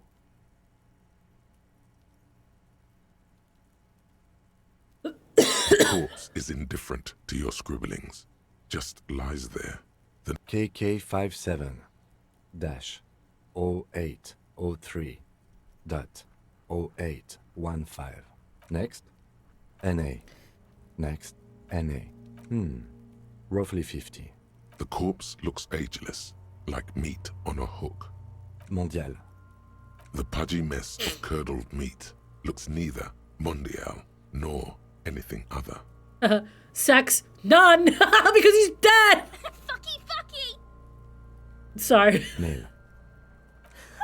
Pigs can have sex? Pig's gonna have... Nor does he look male, with his pregnant belly and indistinguishable face. We're still going with March 4th. 51. What else? 9. Body identified by is non-applicable. 10. Case number is the same as the coroner's. Do not say Mpreg Elysium, please. KK 57 0503 0815 listens motionless, with the cargo belt still around his neck. Only one box remains. None. At least not after the initial examination. A strange word. Treatment. Interfering with the body's position or wounds post-mortem. How did you not know that? Aren't you a cop? You're leaving a weak impression here. Say something sure-handed. A silent nod. The lieutenant places his gloved hand on the corpse's chest, as if your central nervous system recognizes this gesture. It's the stations of the breath. Ecclesiastic, religious in nature, a holdout from pre-DeLorean burial rites. It takes him 2 seconds to perform. Then, somewhere in Jamrock North, a small wood shed behind Rosencrantz Row, Lieutenant Nick Feuerbach puts his hand to the chest of a small corpse, no larger than a monkey. It's raining outside, light drizzle. There is darkness in the shed. Elsewhere yet, an obese female sits in a wicker chair, her silhouette bull-like against the window. Outside, Grand Coudon. The day is turning dim for Sergeant Mac Dawson. Hand extended, he approaches, to make sure she is dead more than anything else. The way that this game works is that the emotions that you are... how do you say it in English? Aspected into? Like, that you have put points into are the ones that narrate the story?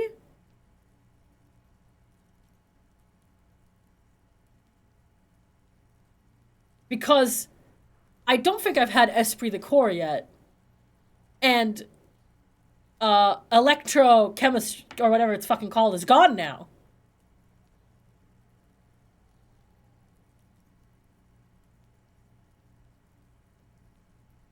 Jesus Christ.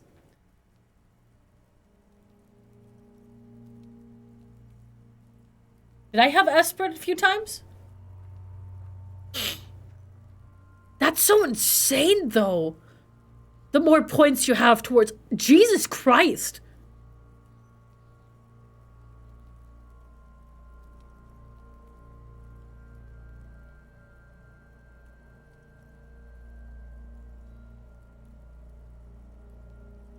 That's insane. The building is tall, 7 stories, wind-wrapped in solitude. Most of the apartments are unoccupied. This was a suicide, the other an accident, the small one.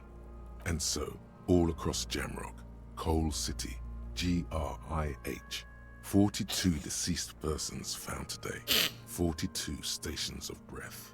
We should start the post-mortem.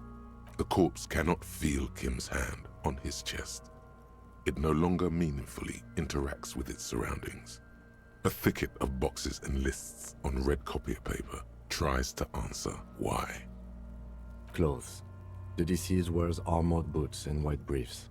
The make of the briefs is Babrodine, I think. Let's see. See, it's happening. Babrodine, yes. Inexpensive. Size M. Color white. The disappointment is palpable. The red-haired thing was expecting red-haired more thing. lurid. The rest of the clothes have been removed post-mortem by scavengers in order to get to the victim's ceramic armor. Officers are in search of the missing pieces. Removal of the boots is left for processing. It would be clever of you to omit the boots altogether, sire. If you are to keep them for yourself, as you ought to, you have deserved them more than anyone else. No, I'm gonna write them down. Tattoos. The upper torso is covered in a single, continuous tattoo, resembling a map of the night sky. It reaches from the right shoulder to the heart. The ink is blue and white. The assistant has a color photograph of the markings to be added to the case file as document A1. Yo, thanks for the gifted subs, the photo ally. is taken on the scene using a Triget Mini. The deceased has a cargo lashing belt around his neck, tied with a hangman's knot. Color yellow. Length 3 meters. There is a buckle on the other end. Well nourished, athletically built, measuring 1.8 meters. Generally consistent with age, about 50. Preservation is good. Ambient temperature, below freezing. Body hair is light brown. Distribution is consistent with age. The deceased had male pattern baldness. Hair is combed back, short. So do not touch the corpse's hair. Lividity is consistent with hanging. The head is No, congested. you're fine, Allie. Thank you so much. Contusions are Every little present bit on the is head, like super. chest, You and don't even thighs. need to. Like just Consistent with watching stones helps. thrown post-mortem. Low velocity. I don't ever expect people to donate or gift subs, but it does help, and I appreciate that very much. Like people just watching and being here really is like enough. Fucking low velocity? You think Kuno doesn't know what you're talking about? Velocity was fucking max. Jesus Christ, Kuno, shut the fuck up. Talking shit about Kuno's velocity. In addition, there are bite marks on the face, scalp, and chest, consistent with predation. Ligature mark. This entire part is just testing you to actually do your fucking job, because like other people who probably sit here like, let me just write down everything wrong. The steel wiring. There's too much of it. We need to remove the belt so we can get to the ligature mark. You got just the right tool for that. The chain cutters. Always good to think ahead. Now, we need to cut the belt to see the ligature mark below. Carefully, with as much precision as you can. Oh, gonna fuck it up. See, my pig is gonna fuck his head off. No, he ain't. Your pig's a boring fuck. The belt is equally tight around the whole circumference of his neck, swelling over the edges like white bread rising from the east. You are? You're Kuno's pig? No! No! No! I'm fucking stupid! No! I'm stupid! Why did I do that? You jam the cutters right under the knot. That seems like a smart idea. Yeah, somewhere there. Already they're buried deep in the man's flesh.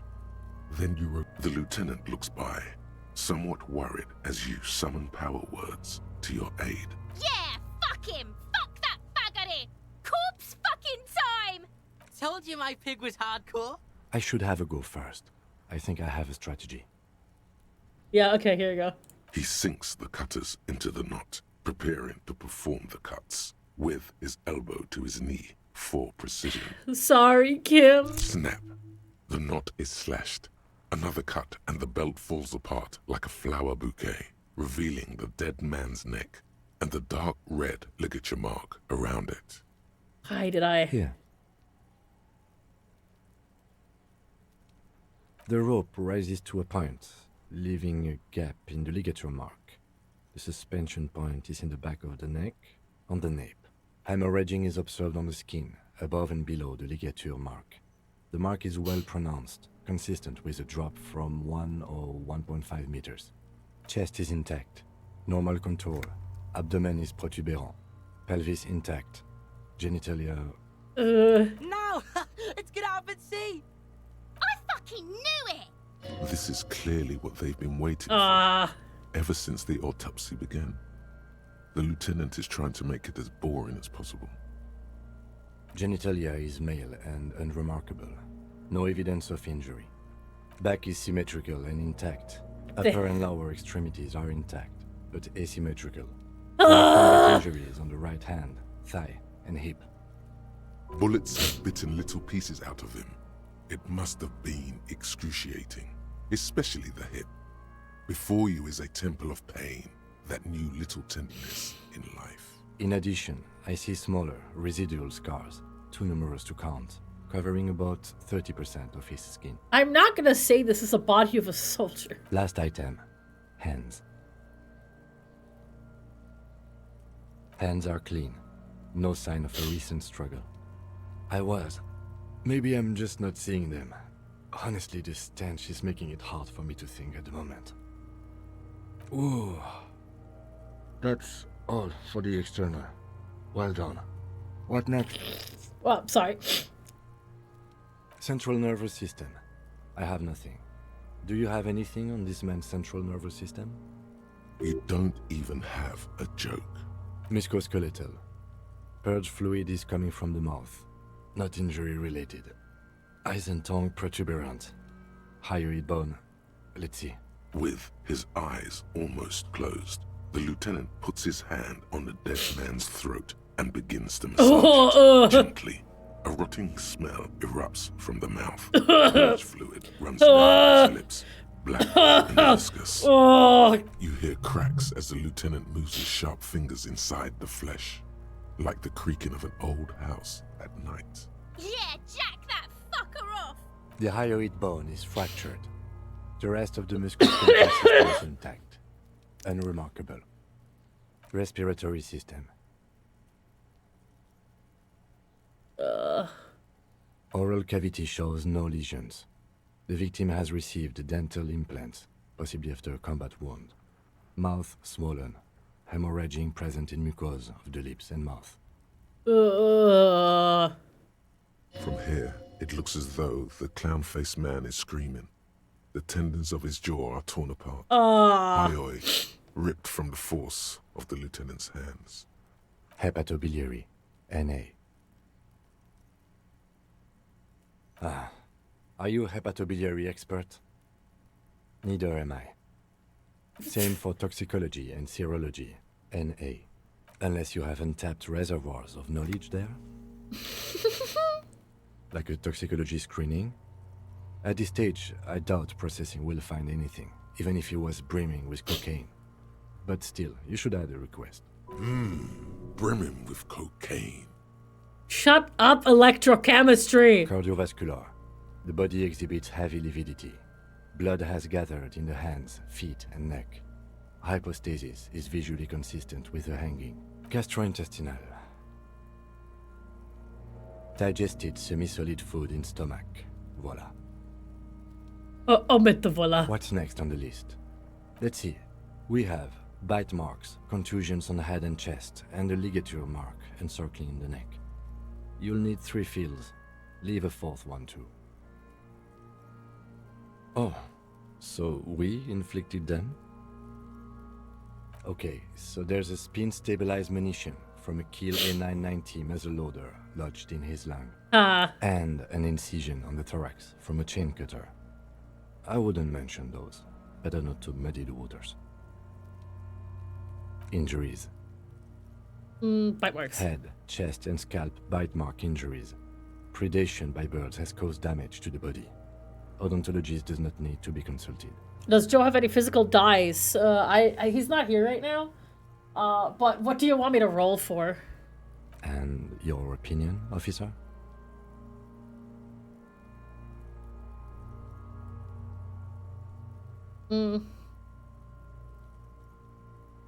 Agreed.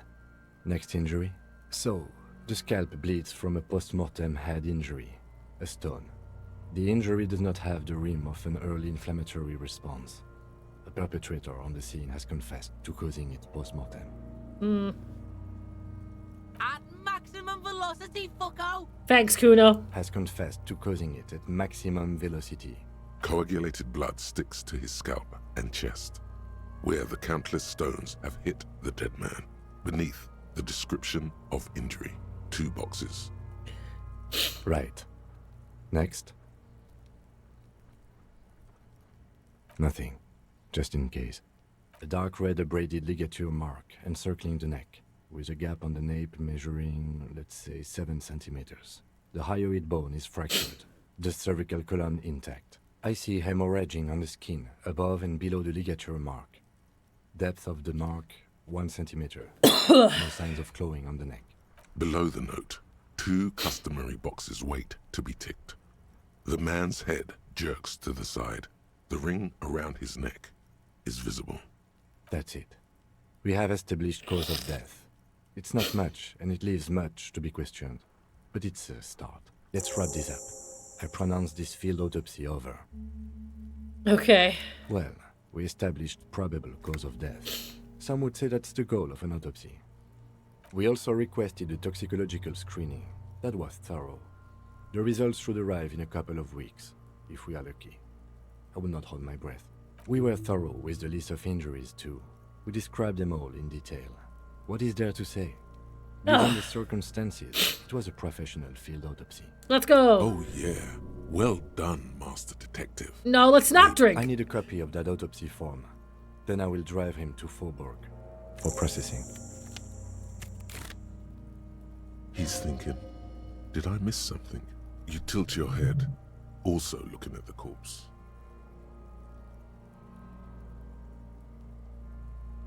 You may retry it. But I don't have good perception. You run your hands over the victim's cold body, his limbs, his torso with its swell. His fingernails have turned dark. They're chipped and quite long. Do you think we missed something? You can't shake the feeling that there are more secrets concealed in the flesh before you. Okay, well, we are in livor mortis here. He is disintegrating. We need to refrigerate the body if we want to conduct another examination, and we need to do it fast. Wait, I know where a fridge for the body is!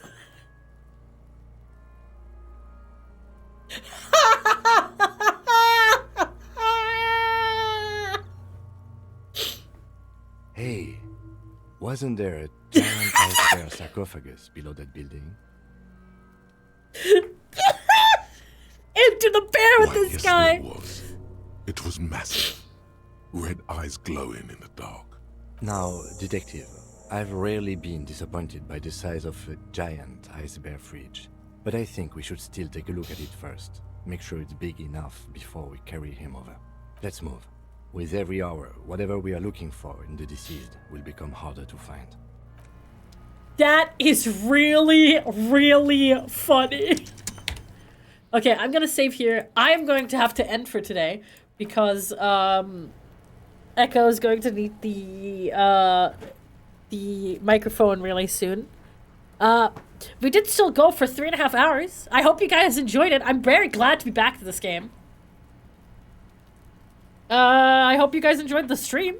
Oh, holy shit! Hey, you scared me again! What the fuck? I thought you would have heard me. I opened the door and everything. I did. No, I have headphones on. Shen is realizing why I need to wear a bell. He jump scared me twice. 3 times. I told Echo about the ranked competitive racist. Yeah. She was like, oh, so is stereotypical racist? I'm like, no. No, this is like advanced racism. Advanced racism. But yeah, thank you guys so much for watching. Look out for 2 announcements on my Discord. One of them is going to be about the 5-minute PowerPoint presentation stream that we're going to be doing, and the other one is going to be an announcement about the costume contest for Final Fantasy XIV. We have 2 whole Dawn Trail collector editions being given out for original costumes and cosplays, so look out for that. Other than that, I think that's it. Joe, do you want to say anything to my stream before we go? Make sure to brush your teeth every day. Yeah. Do not rinse with water because that it takes the goop out, the good goop. Yeah. Good teeth goop. Rinse your mouth with mouthwash. Aside from that, though, and floss. Your dentist will thank you. These 2 kids call you the F slur. Oh, of course they do. They're kids. Yeah, it's really funny because the first time I was like, whoa, can they say that? They just call you the F slur. Wow, most realistic game I've ever seen. Yep. This game is fun. But Mouthwash? Yeah. Yeah, mouthwashing. You should mouthwashing. You should mouthwashing. You should mouthwashing. Hey Joe, when are you playing mouthwashing? When I'm done with one of my 2 other series. I'm getting there. It's a short game. Yeah, I don't. Maybe. It's like a streamline. All right. Maybe I'll think about doing it while you're here. Yeah, then I can be annoyed. I can be like, "What's that? What was that? What? What's that?" Hey, look over there. No, I didn't. I was a coward, and I watched. Was it Jacksepticeye who uploaded it? I'm pretty sure Jack uploaded it. I watched Jay? Who's Jay? Jack played mouthwashing, so I didn't play it myself. And if I played it now, now all of it is gone. But I loved it. I think it's a great game, even though I usually don't like horror stuff. All right, everybody. I'm out of here. See you later. Bye-bye.